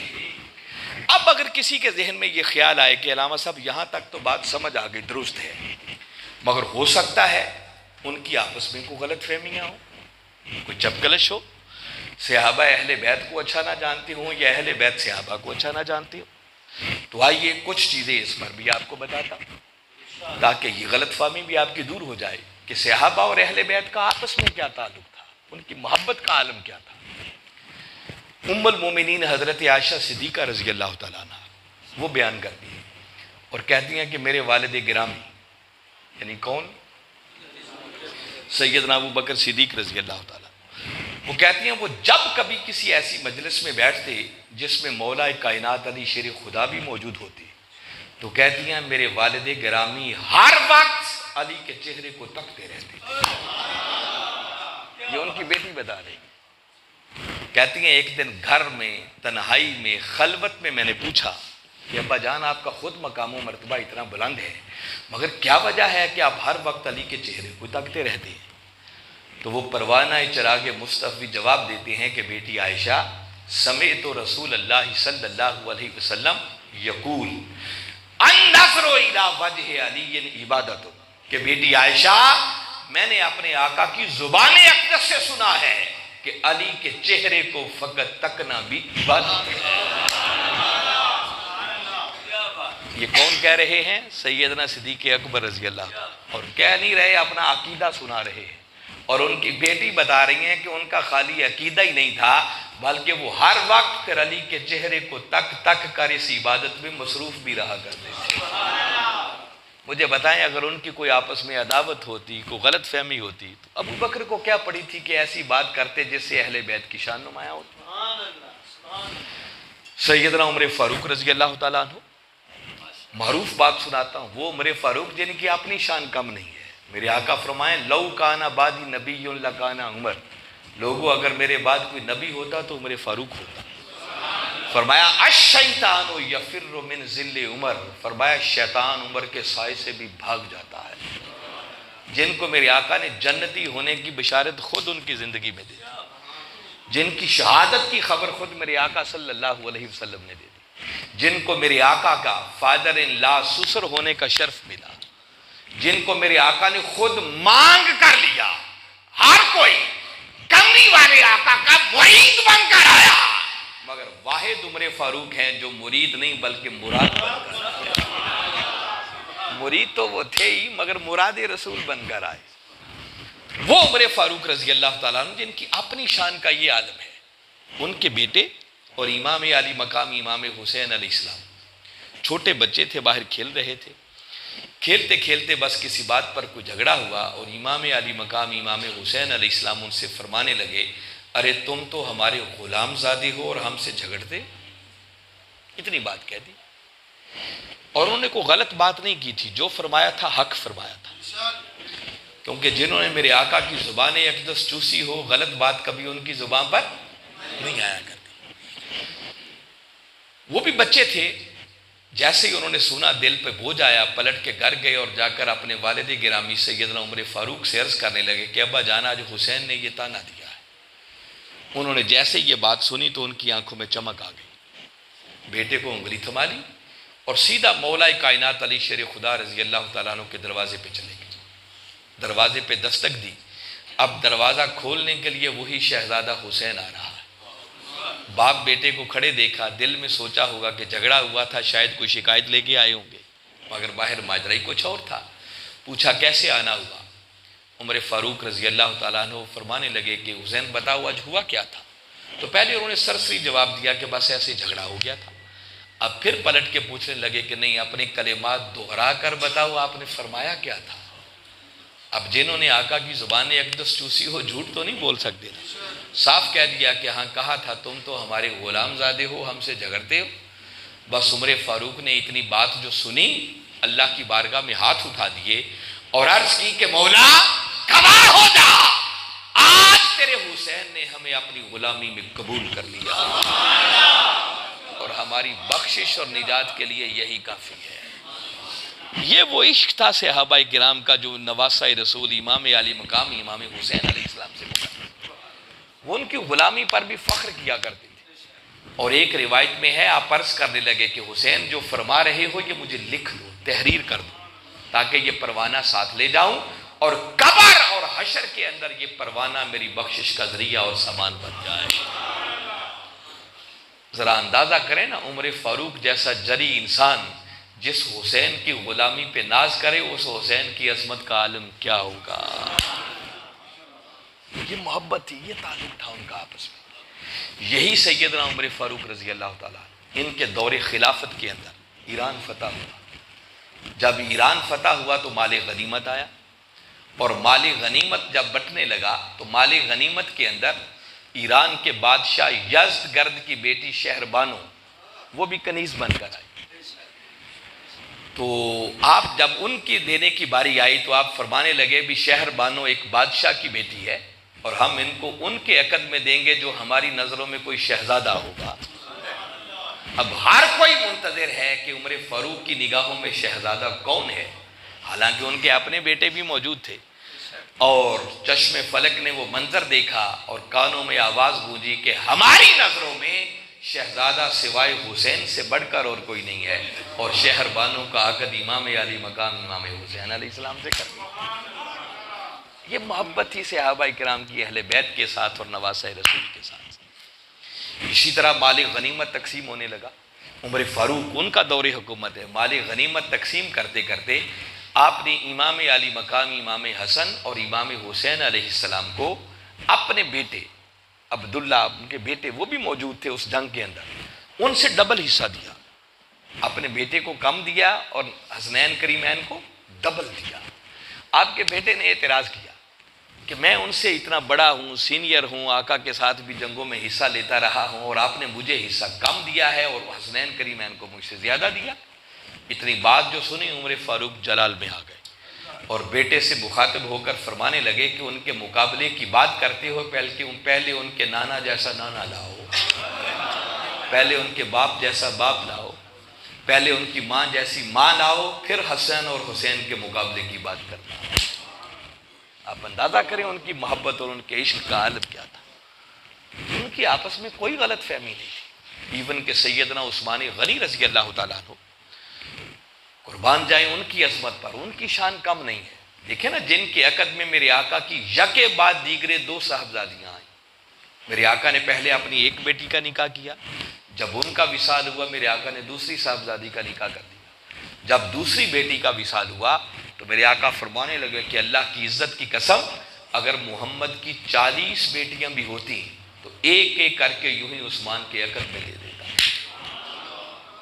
کیا شان اور کیا مقام ہوگا عثمان غنی رضی اللہ تعالیٰ عنہ، جن کی طرف سے میرے آقا نے خود اپنے ہاتھ پر ہاتھ رکھ کر بیعت رضوان کے موقع پر بیعت کی۔ فرمایا یہ ہاتھ میرا ہاتھ ہے اور یہ ہاتھ عثمان کا ہاتھ ہے۔ ہر صحابی خود بیعت کرتا رہا اور میرے آقا نے عثمان کی طرف سے خود اپنے ہاتھ پر ہاتھ رکھ کر بیعت کی۔ غزوہ بدر میں شریک نہیں ہوئے، مگر میرے آقا نے ان کو بدری صحابہ میں شمار کیا اور ان کے برابر ان کو مال غنیمت میں سے بھی حصہ دیا۔ اور میرے آقا جن کا اتنا حیا کرتے تھے کہ جب سیدنا عثمان غنی رضی اللہ تعالیٰ عنہ آتے، لیتے ہوتے تو اٹھ کے بیٹھ جاتے، اپنے کپڑے درست کر لیتے۔ ام المومنین پوچھنے لگیں کہ آقا ابو بکر آئے آپ ایسے ہی بیٹھے رہے، عمر فاروق آئے آپ ایسے ہی بیٹھے رہے، اور سیدنا عثمان غنی رضی اللہ تعالیٰ عنہ آئے تو آپ اٹھ کر بیٹھ گئے، کپڑوں کو درست کر لیا۔ فرمایا کہ عائشہ میں اس عثمان کا حیا کیوں نہ کروں جس عثمان کا حیا آسمانوں پر اللہ کے ملائکہ بھی کرتے ہیں۔ وہ عثمان غنی رضی اللہ تعالیٰ، بتا رہا ہوں کہ ان کا تعلق کیا تھا اہل بیت کے ساتھ۔ معروف واقعہ ہے، میں بڑی سادہ سادہ باتیں آپ کو بتا رہا ہوں تاکہ اصل تعلق آپ کو سمجھ آئے۔ میں کوئی آپ کو نئی باتیں نہیں، وہ باتیں بتا رہا ہوں جو پہلے بھی آپ کی یادداشت میں کہیں نہ کہیں ہوں گی، صرف ان کو فریش کر رہا ہوں کہ کوئی نئی بات نہیں ہے۔ مولا کائنات علی شیر خدا رضی اللہ تعالیٰ عنہ کی جب شادی کا وقت آیا، نکاح کا وقت آیا، تو میرے آقا صلی اللہ علیہ وسلم نے بلایا، پوچھا علی کچھ پاس ہے؟ عرض کی آقا ایک تلوار ہے اور ایک زرہ ہے۔ فرمایا تلوار رکھ لو، جنگ میں کام آئے گی، زرہ جا کر بیچا اور پیسے لے کے میرے پاس آ۔ بیچنے کے لیے نکلے، ملاقات سیدنا عثمان غنی رضی اللہ تعالیٰ عنہ سے ہو۔ پوچھا علی کدھر جا رہے ہو؟ آقا نے زرہ بیچنے کے لیے بھیجا ہے۔ فرمایا کتنے کی بیچنی ہے؟ سودا طے پا گیا، جتنے درہم دینار میں بھی ہوا۔ عثمان غنی رضی اللہ تعالیٰ عنہ نے اتنے درہم دینار نکالے، مولا کائنات علی شیر خدا کو دے دیے، زرہ ان سے خود لے لی۔ فرمایا علی اب یہ دینار آپ کے ہو گئے، زرہ میری ہو گئی۔ جب چلنے لگے تو روک کے پھر فرمانے لگے علی درہم دینار تو تمہارے ہو ہی گئے، اب زرہ بھی آپ کو آپ کی شادی کے موقع پر تحفے کے طور پر پھر عطا کر رہا۔ مجھے بتائیں ان کی کوئی دشمنی ہوتی، چپکلش ہوتی تو دشمن بھی ایک دوسرے کو یوں گفٹ دیا کرتے ہیں اور تحفے دیا کرتے ہیں۔ کوئی غلط فہمی نہیں تھی، کوئی چپکلش نہیں تھی۔ ایک ایک صحابی کی بات کرنے سے تو بات لمبی ہو جائے گی۔ میرے آقا صلی اللہ علیہ وسلم کے 1.25 لاکھ کے لگ بھگ صحابہ کرام تھے، اور جمی صحابہ کرام کا یہ مسلک تھا، مشرب تھا۔ صحابہ کرام فرمایا کرتے تھے کنا نعرف المنافقین ببغضهم علیہ، صحابہ کرام کہتے ہیں کہ آقا صلی اللہ علیہ وسلم کے پردہ کر جانے کے بعد اگر ہمیں کسی کی پہچان کرنا ہوتی کہ یہ مومن ہے یا منافق، تو کہتے ہم کیا کرتے؟ اس کے سامنے علی کا ذکر کرتے، علی کا نام لیتے۔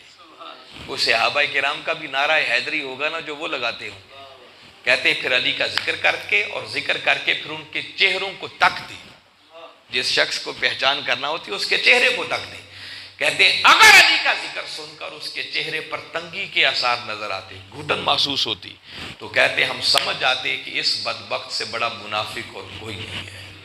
اور اگر علی کا نام سن کر اس کے چہرے پر خوشی کی لہر دوڑ جاتی، تو کہتے ہم اسے مومن سمجھ کے گلے لگا دیا کرتے۔ تو صحابہ کرام کے نزدیک مومن اور منافق کی پہچان ہی حب علی اور بغض علی تھا۔ جس دل میں علی کی محبت دیکھتے اسے مومن سمجھتے، جس دل میں علی کا بغض دیکھتے اسے منافق سمجھا کرتے تھے۔ یہ صحابہ کرام کا تجزیہ بنا۔ اور ایسا نہیں تھا کہ صحابہ کرام ان سے محبت کرتے تھے اور معاذ اللہ وہ صحابہ کو اچھا نہیں سمجھتے تھے، نہیں، وہ بھی اسی طرح باہمی محبت کے پیکر تھے۔ مولا کائنات علی شیر خدا رضی اللہ تعالیٰ عنہ جا رہے ہیں، اچانک مسجد کے قریب سے گزرے تو مسجد میں چراغ جل رہا تھا۔ یہ لوگ پہلے مسجدوں میں چراغ نہیں جلاتے تھے۔ اس کام کا آغاز سیدنا عمر فاروق رضی اللہ تعالیٰ عنہ نے کیا۔ جب چراغ جلتا ہوا دیکھا تو آپ رک گئے اور اللہ کی بارگاہ میں ہاتھ اٹھا کر دعا کرنے لگے کہ مولا، جس طرح عمر نے تیرے گھر کو روشن کیا ہے تو عمر کی قبر کو روشن فرما دے۔ دشمنی ہوتی تو علی کو کیا پڑی تھی، عمر فاروق کی عظمت کی بات کرتے اور ان کے لیے دعا کرتے۔ ان کی کوئی غلط فہمی نہیں تھی، میں بتا رہا ہوں، آپس میں وہ باہمی محبت کے پیکر تھے۔ اور آپ سن کر دنگ ہوں گے، دنیا کا کوئی شخص اس کو رد نہیں کر سکتا، سیدنا عمر فاروق رضی اللہ تعالیٰ عنہ یہ مولا کائنات علی شیر خدا کے داماد بھی ہیں۔ بات پلے پڑ رہی میں کیا کہہ رہا ہوں؟ بہوش و ہوا سے یہ ذکر کر رہا ہوں۔ مولا کائنات علی شیر خدا کی ایک صاحبزادی ام کلثوم، ان کا رشتہ عمر فاروق نے مانگا، اور مانگا اس لیے وہ خواہش نفس کے لیے نہیں، اس لیے مانگا کہ علی، میں نے سنا ہے کہ حشر والے دن ہر نسبت، ہر رشتہ، ہر تعلق ختم ہو جائے گا، مگر آقا کی نسبت اور رشتہ اس دن بھی کام آئے گا۔ میں چاہتا ہوں کہ اگر یہ رشتہ مل جائے تو آقا کے سلسلے کے ساتھ ایک میرا بھی سلسلہ جڑ جائے گا۔ اور ان کی بیٹی ام کلثوم کا عقد خود سیدنا عمر فاروق رضی اللہ تعالیٰ عنہ کے ساتھ ہوا۔ مجھے بتائیں، ان کی جنگ ہوتی، دشمنی ہوتی تو کوئی دشمنوں کو بیٹیوں کے رشتے دیا کرتا؟ جب میرے آقا نے فرمایا نا کہ اگر میری 40 بیٹیاں بھی ہوتی تو ایک ایک کر کے عثمان کے عقد میں دے دیتا، آقا کے اس فرمان کا اہل بیت کے لوگوں پر اتنا اثر ہوا کہ اہل بیت کے لوگ اپنی بیٹیوں کے رشتے عثمان کی نسلوں کو بھی دیتے رہے۔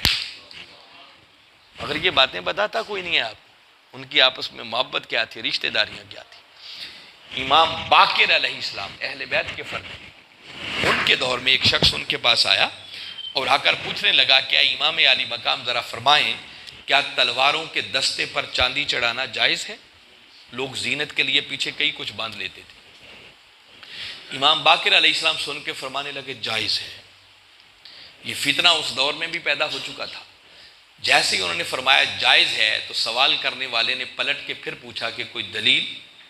امام باقر علیہ السلام فرمانے لگے دلیل یہ ہے کہ ابو بکر صدیق نے اپنی تلوار کے دستے پر چاندی چڑھائی ہوئی تھی، یہ دلیل دی۔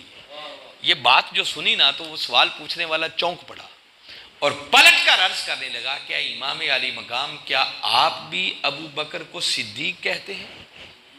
بس اتنی بات جو سنی تو وہ سمجھ گئے کہ اندر کیا فتنہ ہے، جلال میں آ گئے۔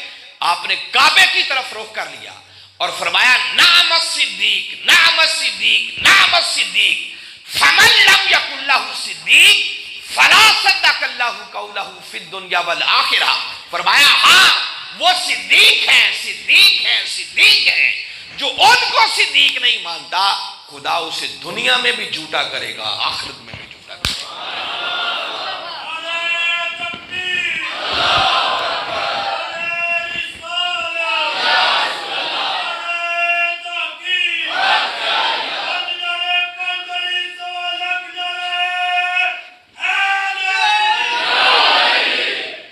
حاضرین مکرم، میں یہ بتا رہا ہوں کہ ان کے اندر کوئی چپکلش نہیں تھی، کوئی دشمنی نہیں تھی، باہمی محبت اور مودت کے پیکر تھے، آقا کی مجلس میں بیٹھنے والے تھے، آقا کی صحبت سے فیضیاب ہونے والے تھے۔ قرآن کہتا ہے ان کی شان یہ ہے کہ آپس میں ایک دوسرے کے لیے رحم دل ہوتے ہیں، وہ کیسے ایک دوسرے کے دشمن ہو سکتے تھے؟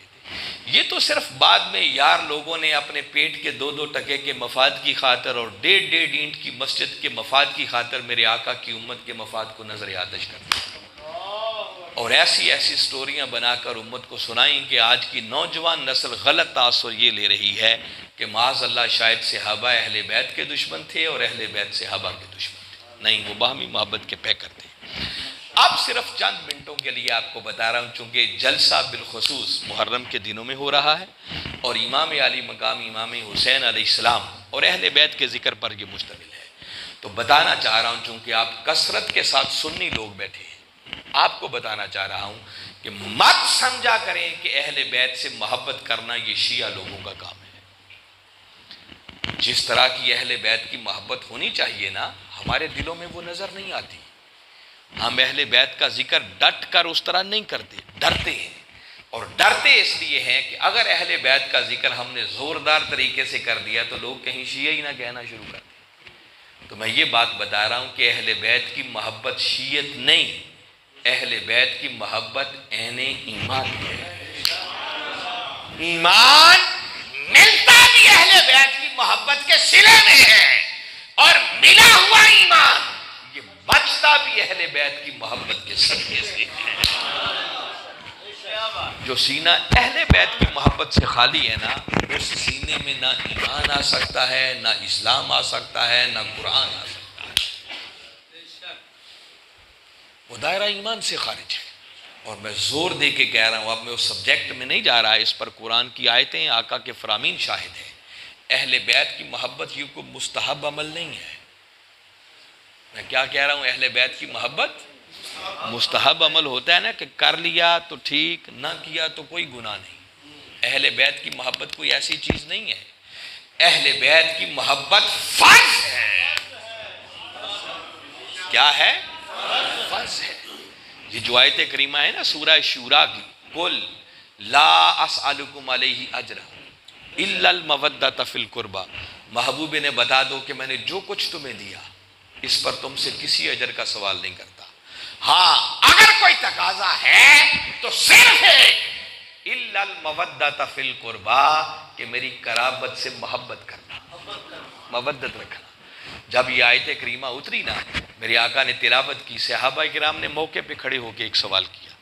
اب وہ صحابہ کرام کے کلمات بڑے قابل غور۔ صحابہ کرام عرض کرنے لگے، یا رسول اللہ صلی اللہ علیہ وسلم، من قرابتک ہؤلاء الذین وجبت علینا مودتہم۔ صحابہ کرام عربی لوگ تھے، عربی ان کی زبان تھی، ایک بات نتیجے کے طور پر انہوں نے خود اخذ کر لی، کیونکہ ان کی زبان میں قرآن اترا تھا۔ یہ بات انہیں سمجھ آ گئی جو ان کے سوال سے سمجھ آ رہی ہے بات۔ عرض کرتے ہیں کہ آقا یہ فرمائیں وہ آپ کی قرابت ہے کون جن کی مودت اس آیت کے ذریعے اللہ نے ہمارے اوپر واجب کر دی ہے۔ یہ واجب کا لفظ صحابہ نے خود نکالا کیونکہ ان کی زبان تھی عربی۔ یہ سمجھ آ گئی کہ آیت کے تیور، آیت کا انداز، آیت کے خد و خال بتا رہے ہیں کہ جن کی محبت کا تقاضا ہو رہا ہے یہ کوئی مستحب عمل نہیں ہے، یہ واجب ہو گئی ہے۔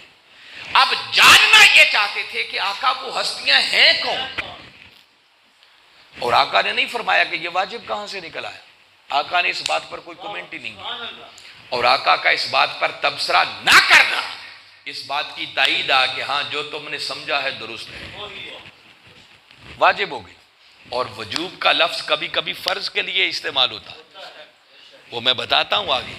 آپ کے امام ہیں جن کا یہ قول ہے پورا، مگر میرے آقا نے جب یہ سوال سنا کہ وہ ہستیاں کون ہیں جن کی محبت، جن کی مودت اللہ نے واجب قرار دے دی، تو میرے آقا نے فرمایا کہ میرے غلاموں، وہ میری قرابت جن کی مودت اللہ نے اس آیت کے ذریعے تمہارے اوپر واجب کر دی ہے، ان سے مراد علی و فاطمہ و بناہما، فرمایا ان سے مراد علی، فاطمہ، حسن اور حسین علیہ السلام۔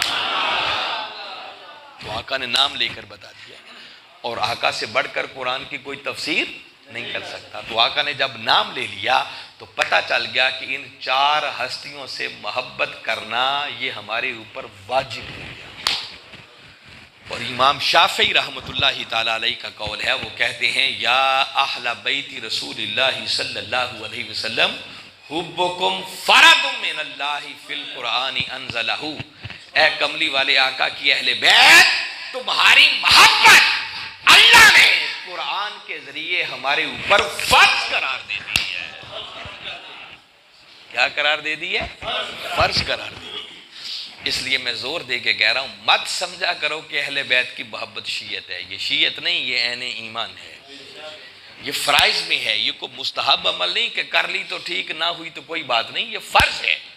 اور فرائض میں بھی فرق ہے۔ دیکھیے نماز پڑھنا فرض ہے نا، مگر ایسا فرض ہے کہ کوئی نماز نہ پڑھے تو کیا خیال ہے، کافر ہو جائے گا؟ گناہ گار ہوگا، اس کی گرفت ہوگی، حساب ہوگا، قیامت والے دن عذاب کا مستحق ٹھہرے گا، مگر ایمان نہیں جائے گا۔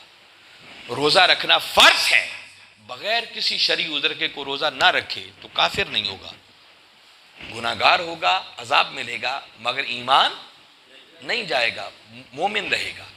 مگر کملی والے آقا کی اہل بیت کی محبت یہ ایسا فریضہ ہے کہ ادھر سینہ اہل بیت کی محبت سے خالی ہوا، وہ بدبخت اسی وقت دائرہ ایمان سے خالی ہوا۔ اس لیے میں زور دے کے کہہ رہا ہوں کہ اہل بیت کی محبت یہ کوئی مستحب عمل نہیں ہے، اس محبت کے بغیر چارہ ہی نہیں ہے، گزارا ہی نہیں ہے۔ اس لیے اہل بیت کی محبت میں جینا سیکھو اور اہل بیت کی محبت میں مرنا سیکھو۔ میرے آقا نے فرمایا جو خوش نصیب میری اہل بیت کی محبت کی کشتی میں سوار ہو گیا نجا، وہ نجات پا گیا، اور جس نے میری اہل بیت کی محبت کی کشتی میں سوار ہونے سے اعراض کیا، منہ موڑا، فرمایا غارق کا، وہ غرق ہو گیا، تباہ و برباد ہو گیا، اس کا کچھ نہیں بچے گا۔ میرے آقا نے فرمایا تمہارے اندر 2 بھاری چیزوں کو چھوڑ کے جا رہا، انی تارک فیکم الثقلین ما ان تمسکتم بہما لن تضلوا بعدی، فرمایا 2 بھاری چیزیں چھوڑ کے جا رہا ہوں، جب تک دونوں کا دامن تھامے رہو گے تم کبھی گمراہ نہیں ہو سکتے۔ آقا وہ 2 چیزیں کیا ہیں؟ فرمایا ایک اللہ کی کتاب قرآن ہے، اور دوسری مجھ مصطفیٰ کی اہل بیت اور طرف ہے۔ اب آقا کا یہ فرمانا کہ 2 بھاری چیزیں اور دونوں کا دامن تھامو گے تو کبھی گمراہ نہیں، یہ نہیں کہا لا تضلوا، تم گمراہ نہیں ہوگے، نہیں، لن تضلوا، فرمایا ہرگز گمراہ نہیں ہو سکو گے۔ کب تک؟ جب تک ایک ہاتھ میں دامن قرآن رہے گا، دوسرے ہاتھ میں دامن اہل بیت رہے گا۔ اور جس کا دوسرا معنی یہ ہے کہ اگر دونوں میں سے کسی ایک کا دامن بھی چھوڑ دیا تو یاد رکھو کروڑ سجدے کرتے پھرنا، تم کبھی گمراہی سے بچ نہیں سکتے ہو۔ ہدایت کی راہ پر گامزن اس وقت تک رہو گے، ایمان سلامت رہے گی، ضمانت اور گارنٹی تب تک ہے جب تک ایک ہاتھ میں دامن قرآن ہوگا، دوسرے ہاتھ میں دامن اہل بیت ہوگا۔ کوئی ایک نسبت بھی ڈیلی پڑ گئی تو فرمایا جو چاہے کرتے رہنا، تمہارے ایمان کی حفاظت کی کوئی ضمانت اور گارنٹی نہیں ہے۔ پھر میرے آقا نے زور دے کے ایک اور جملہ آگے فرمایا احدہما اعظم من الآخر، فرمایا چیزیں 2 ہیں، ایک اللہ کی کتاب ہے، دوسری مجھ مصطفیٰ کی اطرت اور اہل بیت ہے، مگر سن لو دونوں میں سے کسی کو ہلکا نہ جاننا۔ یہ نہیں فرمایا کہ ان میں سے پہلی دوسری سے بڑھ کر ہے، نہیں، یوں نہیں کہا احدہما اعظم من الآخر، فرمایا دونوں میں سے ہر ایک وہ دوسری سے بڑھ کر ہے۔ فرمایا قرآن اہل بیت سے بڑھ کر ہے اور اہل بیت قرآن سے بڑھ کر ہے، فرمایا کسی کو بھی ہلکا نہیں جاننا۔ قرآن اللہ کی کتاب ہے جس میں ہدایت اور نور ہے، فرمایا اس کا دامن مضبوطی سے پکڑنا۔ اور جب اپنی اہل بیت کی باری آئی تو 3 مرتبہ میرے آقا نے فرمایا اذکرکم اللہ فی اہل بیتی، اذکرکم اللہ فی اہل بیتی، اذکرکم اللہ فی اہل، 3 بار زور دے کے کہا۔ فرمایا خبردار زندگی میں میری اہل بیت کی نسبت خدا کو یاد رکھنا، خدا کو نہ بھول جانا، خدا کا خوف کرنا، خدا سے ڈرتے رہنا، کہیں اہل بیت کا دامن ہاتھ سے نہ چھوٹ جائے۔ اور میں اہل بیت کا دامن چھوٹا انسان دائرہ ایمان سے خارج ہو جائے. اس لیے زور دے کے کہہ رہا ہوں کہ لوگوں اہل بیت کی محبت میں جینا سیکھو اور اہل بیت کی محبت میں مرنا سیکھو.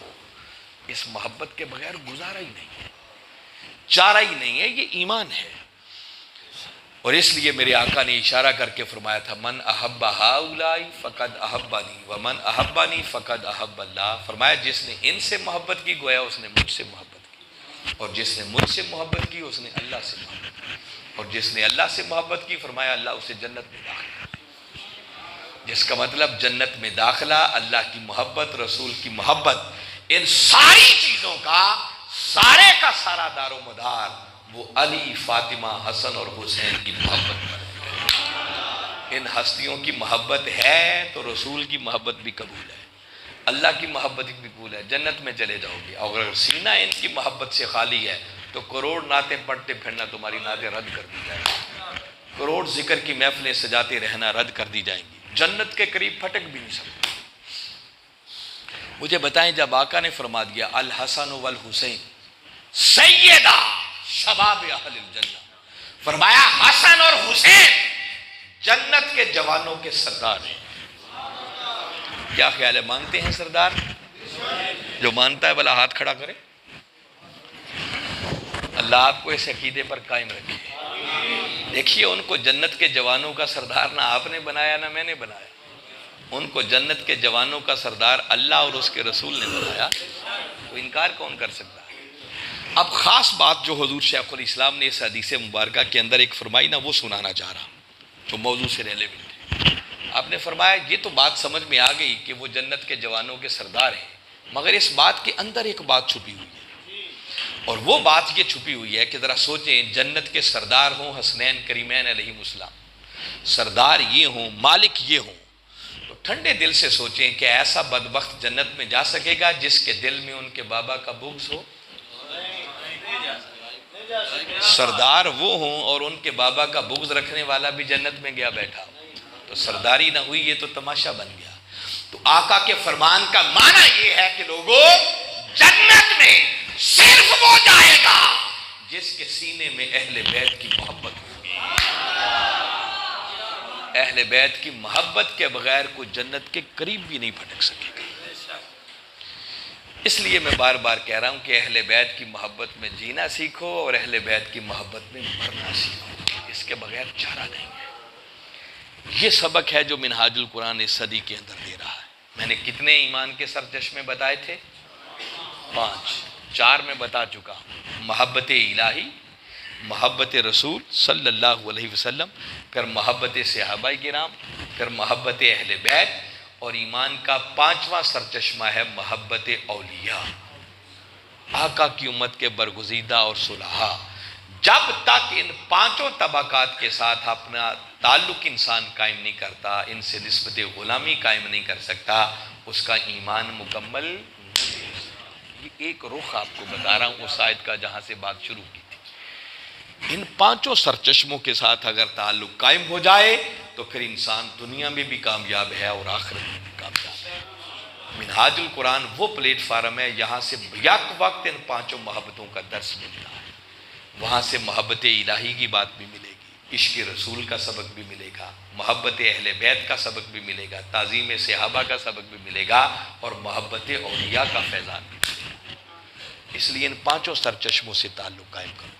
اب اینڈ کرنے سے پہلے بتا رہا ہوں کہ جب اہل بیت کی محبت کے بغیر گزارا نہیں ہے, اور اہل بیت کے ماتھے کا جھومر ہے حسین, اس کا مطلب حسین کی غلامی کا پٹا گلے میں ڈالے بغیر کوئی چارہ, اور ہم سال کے بعد ان کے نام کا جلسہ کرتے ہیں. یہ سن لیں کہ محبت یہ نہیں ہے کہ سال کے بعد ان کے نام کا ایک جلسہ کرتے ہیں. محبت اس کو نہیں کہتے. یہ محبت کے اظہار کا ایک طریقہ ہے, مگر کل محبت یہ نہیں ہے. یہ محبت تب پائے ثبوت کو پہنچے گی جب خود کو ہم حسین کے نقش قدم پر چلانے والے بن جائیں. آج ظلم یہ ہے کہ حسین کے نام پر لاکھوں مسجدیں, لاکھوں مجلسیں سج رہی ہیں, ایک سے بڑھ کر ایک. پاکستان کا صرف اندازہ کر لیں تو بلا مبالغہ کہہ رہا ہوں لاکھوں جلسے تو ہوئے ہی ہوں گے نا. اور ان پر کروڑوں اربوں خربوں روپیہ خرچ کیا ہوگا، مگر افسوس کی بات یہ ہے کہ لاکھوں حسین کی نام کی مجلسیں ہو رہی ہیں، مگر ان سے حسینی ایک بھی پیدا نہیں ہو رہا۔ یہ سوچنے کی بات ہے۔ جو اچھے لوگ ہیں وہ ہیں، میں نے کہا استثناء ہر جگہ موجود ہوتا ہے۔ اب حسین کون ہے؟ جو میں نے کہا حسینی ایک بھی پیدا نہیں ہو رہا، میں صرف ایک ہی آج آپ کو میسج دیتا ہوں۔ حسین کون ہے؟ اگر حسین سمجھنا ہو تو خواجہ اجمیر کی ربائی کا صرف ایک تیسرا مصرع میں آپ کو سنا، نچوڑ دے دیا انہیں۔ وہ کہتے ہیں سر داد نہ داد دست در دست یزید۔ حسین نے سر تو دے دیا مگر یزید کے ہاتھوں میں ہاتھ، یہ خواجہ اجمیر فرما رہے ہیں۔ یہ کربلا کا نچوڑ ہے، یہ حسینیت بتا رہے ہیں کہ حسین کون ہے، جس کا معنی یہ ہے کہ کوئی جاننا چاہے حسین کون، تو خواجہ اجمیر بتا رہے ہیں کہ حسین کٹ تو سکتا ہے مگر حسین نہ جھک سکتا ہے نہ بک سکتا ہے۔ جو بک جائے وہ حسین نہیں ہو سکتا، نہ حسین ہو سکتا ہے نہ حسین نہیں ہو سکتا ہے۔ اللہ ماشاءاللہ جو اچھے لوگ ہیں وہ ہیں، مگر جو میں نے کہا نا حسینی ایک بھی پیدا نہیں ہو رہا۔ اس پاکستانی قوم کا جائزہ لے لیں، اس قوم کا ہر فرد چھوٹے سے لے کر بڑے تک ہر وقت بکنے کے لیے تیار بیٹھا ہے۔ میں صحیح کہہ رہا ہوں یا غلط کہہ رہا ہوں؟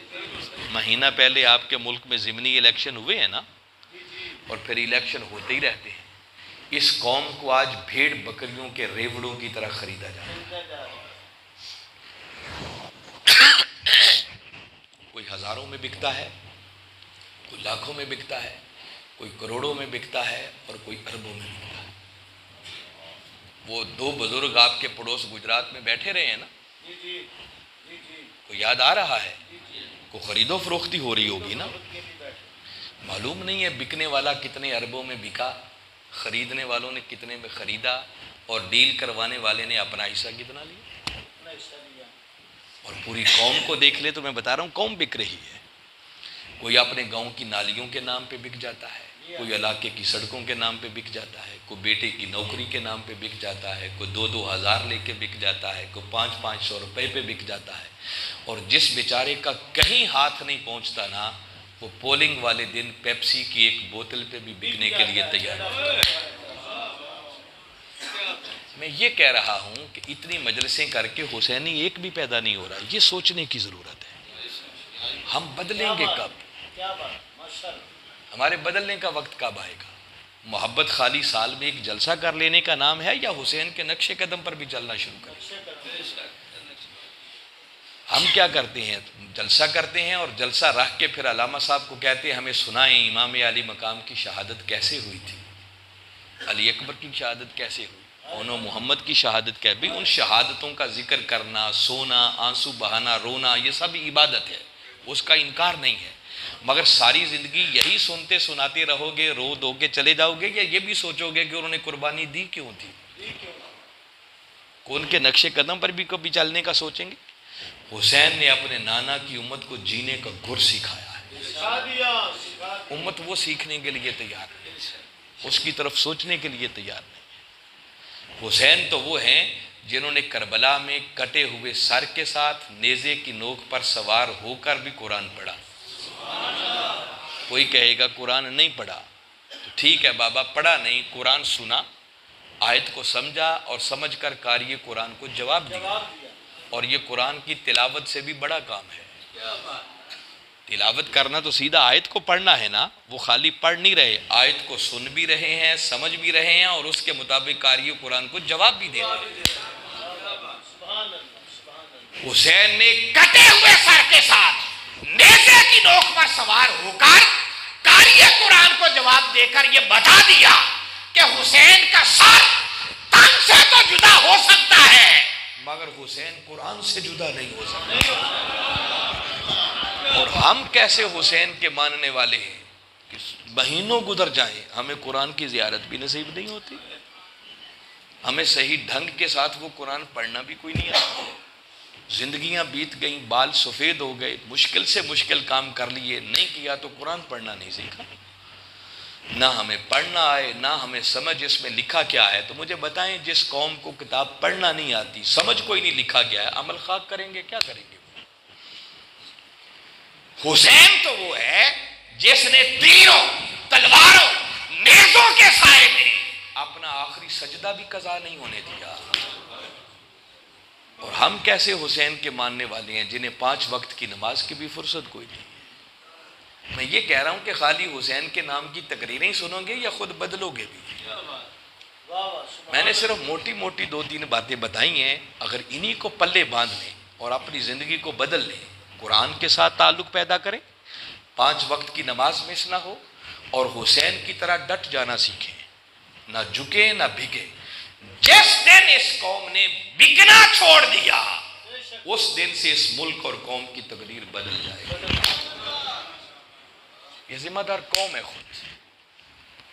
جب قوم نہیں بک جانا ہے تو پھر یہی حشر ہوگا جو کچھ ہو رہا ہے. ابھی موٹر وے سے اتر کر آپ کے گاؤں میں آتے اتنا لاہور سے یہاں تک ٹائم نہیں لگا جتنا یہاں سے یہاں تک لگا.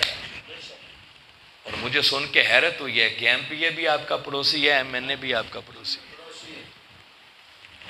مگر ان کا قصور نہیں ہے، انہوں نے آپ کی سڑکیں بنانے کے لیے تو یہ M N A M P A بننے کا وعدہ نہیں کیا تھا. انہوں نے آپ کو خریدا ہے، آپ کی قیمت آپ کو دے دیا. اب آپ کس بات کا تقاضا کرتے ہیں؟ وہ جو چاہیں کریں. تو ہمیں بکنا چھوڑنا ہوگا. جب تک ہم بکنا نہیں چھوڑتے اس ملک اور قوم کی تقدیر نہیں بدل سکتی. تو کوئی اگر پوچھے کہ کوئی آج کے دور میں بھی حسینی ہے، ہاں آج بھی ہے. جس دن حسینی نہ رہے اس دن سے یہ دنیا بھی ختم ہو جائے گی. ہزاروں ہوں گے، معلوم نہیں کون کہاں کہاں بیٹھ کر حسین کا کردار ادا کر رہا ہے، ان کی غلامی کا پٹا گلے میں ڈالے ہوئے. مگر ایک بتا رہا ہوں جن کو آنکھوں سے دیکھا اور کانوں سے سنا. اور اس حسین کے غلام کو آج کے دور میں لوگ ڈاکٹر محمد طاہر القادری کے نام سے یاد کرتے ہیں. شاید بیٹھے ہوئے لوگوں میں سے کئیوں کو یاد ہو 2013 میں کچھ لوگ ڈاکٹر طاہر القادری کو بھی خریدنے آئے تھے. کچھ یاد آ رہا ہے؟ کس کس کو یاد آ رہا ہے؟ بھلا ہاتھ کھڑا کرے. نہیں، وہ 5-7 لوگ ہیں بھائی. اصل میں شاید میڈیا سے ٹچ نہیں، پرانی بات ہوئے نا 2013. بڑے بڑے لوگ نامور خریدنے کے لیے آئے تھے جب ہم نے دھرنے کے لیے نکلا تھا. اور طاہر القادری نے ان خریدنے والوں کا وہ حشر کیا تھا. اب قیامت تک ان کی نسلیں بھی یاد کریں گی کہ خریدا کیسے جاتا ہے. الیکٹرانک میڈیا پر جو ان کا حال کر دیا تھا نا، وہ لوگوں کو پتا ہے. 14 بے گناہ لوگوں کو دن دہاڑے منہاج القرآن میں شہید کیا گیا تھا. اور ان شہداء کے ورثاء کو خریدنے کے لیے کروڑوں کی آفرز کی گئی، کروڑوں کی. مگر قربان جاؤں طاہر القادری کی ان کارکنوں پر جنہوں نے کروڑوں روپے کی آفرز کو جوتے کی نوک پر ٹھکرا دیا. جس مرد کلندر کے کارکن کو کوئی نہیں خرید سکتا تو اس مرد کلندر کو خریدنے کی ضرورت کون کر سکتا ہے؟ طاہر القادری کو سنیں، ان کی فکر کو سمجھیں. وہ آج کے دور میں حسین کا غلام بن کر حسین کے نانا کے لائے ہوئے دین کی سربلندی کے لیے محنت کر رہے ہیں. انشاءاللہ ہمیں مایوسی نہیں ہے، وقت بہت جلد آنے والا ہے.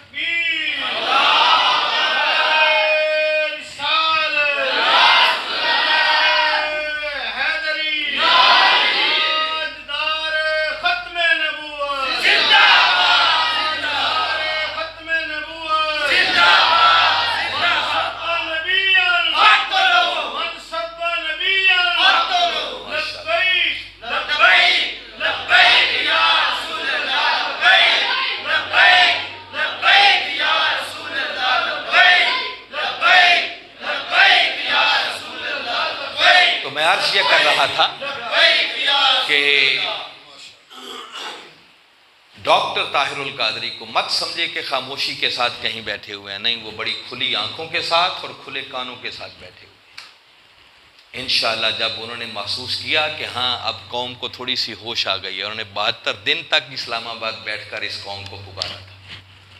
مگر قوم گھر بیٹھ کے سنتی تھی، اپریشیٹ کرتی تھی. طاہر القادری زندہ باد، ہم نکل نہیں سکتے، آپ جیت گئے تو آپ کے ساتھ ہوں گے. حالات قوم کو سکھا رہے. انشاءاللہ وہ وقت دور نہیں ہے جب اس دھرتی پر اس مرد کلندر کی قیادت میں مصطفی انقلاب کا سویرا ہو کر رہے گا۔ بس پیغام یہ ہے کہ خالی حسین کی باتیں سننے والے نہ بنو، سنو بھی اور سن کر ان کے نقش قدم پر چلنے والے بنو۔ جس دن اس قوم نے حسین کے نقش قدم کو اپنا لیا، انشاءاللہ اس ملک اور قوم کے برے دن ختم ہو جائیں گے۔ میں بار دیگر آج کے اس جلسہ کے منتظمین کو دل کی گہرائیوں سے مبارکباد بھی پیش کرتا ہوں۔ دعا گو ہوں کہ اللہ کی اس کاوش کو قبول فرمائے، اور جو کچھ میں نے کہا سمجھ کر ایمان لاتے ہوئے کملی والے آقا کی اہل بیت کی سچی اور سچی غلامی کا پٹا گلے میں ڈال کر صحابہ کرام کی تعظیم کرتے ہوئے ہمیں اپنی دنیا اور آخرت کو سنوارنے کی توفیق عطا فرمائے۔ وما علینا الا البلاغ۔ اللہم صلی علی سیدنا و مولانا محمد و اصحاب سیدنا و مولانا محمد وبارک وسلم۔ مولا یہ ایک مبارک محفل ہوئی جس میں تیرا ذکر ہوا، تیرے محبوب مکرم صلی اللہ علیہ وسلم کا ذکر ہوا، تیرے محبوب کی اہل بیت کا ذکر ہوا، صحابہ کرام کا ذکر ہوا، اولیاء کا ذکر ہوا۔ مولا اپنی بارگاہ میں قبول فرما۔ دور و نزدیک سے جو ہمارے بھائی بزرگ بچے آئے ہیں مولا سب کا آنا اپنی بارگاہ میں قبول فرما۔ جن ساتھیوں نے انتظام کیا مولا ان کی کاوشوں کو اپنی بارگاہ میں شرف قبولیت عطا فرما۔ سب کے گھروں میں خصوصی رحمتیں اور برکتیں نازل فرما۔ مولا آج کے اس مبارک محفل کے صدقے ہم سب کو ایمان کی سلامتی عطا فرما، رزق حلال عطا فرما، اس میں برکت اور وسعت عطا فرما۔ مولا جو بیمار ہیں سب کو شفاء کلی عطا فرما، جو اس دنیا سے پردہ کر گئے ان کی بخشش و مغفرت فرما۔ مولا امت مسلمہ کی خیر فرما، جہاں جہاں بھی مسلمان پریشان حال ہیں سب کی پریشانیوں کو دور فرما۔ بالخصوص مولا سیلاب کے متاثرین پر خصوصی لطف و کرم فرما، ان کی مدد فرما، ہمیں ان کی مدد کرنے کی توفیق عطا فرما۔ یا رب بالمصطفیٰ بلغ مقاصدنا واغفر لنا ما مضى یا واسع الکرم۔ مولا یصلی وسلم دائما ابدا علی حبیبک خیر الخلق کلہم وصلی اللہ تعالی علی خیر خلقہ محمد وعلی آلہ واصحابہ اجمعین برحمتک یا ارحم۔ ماشاءاللہ۔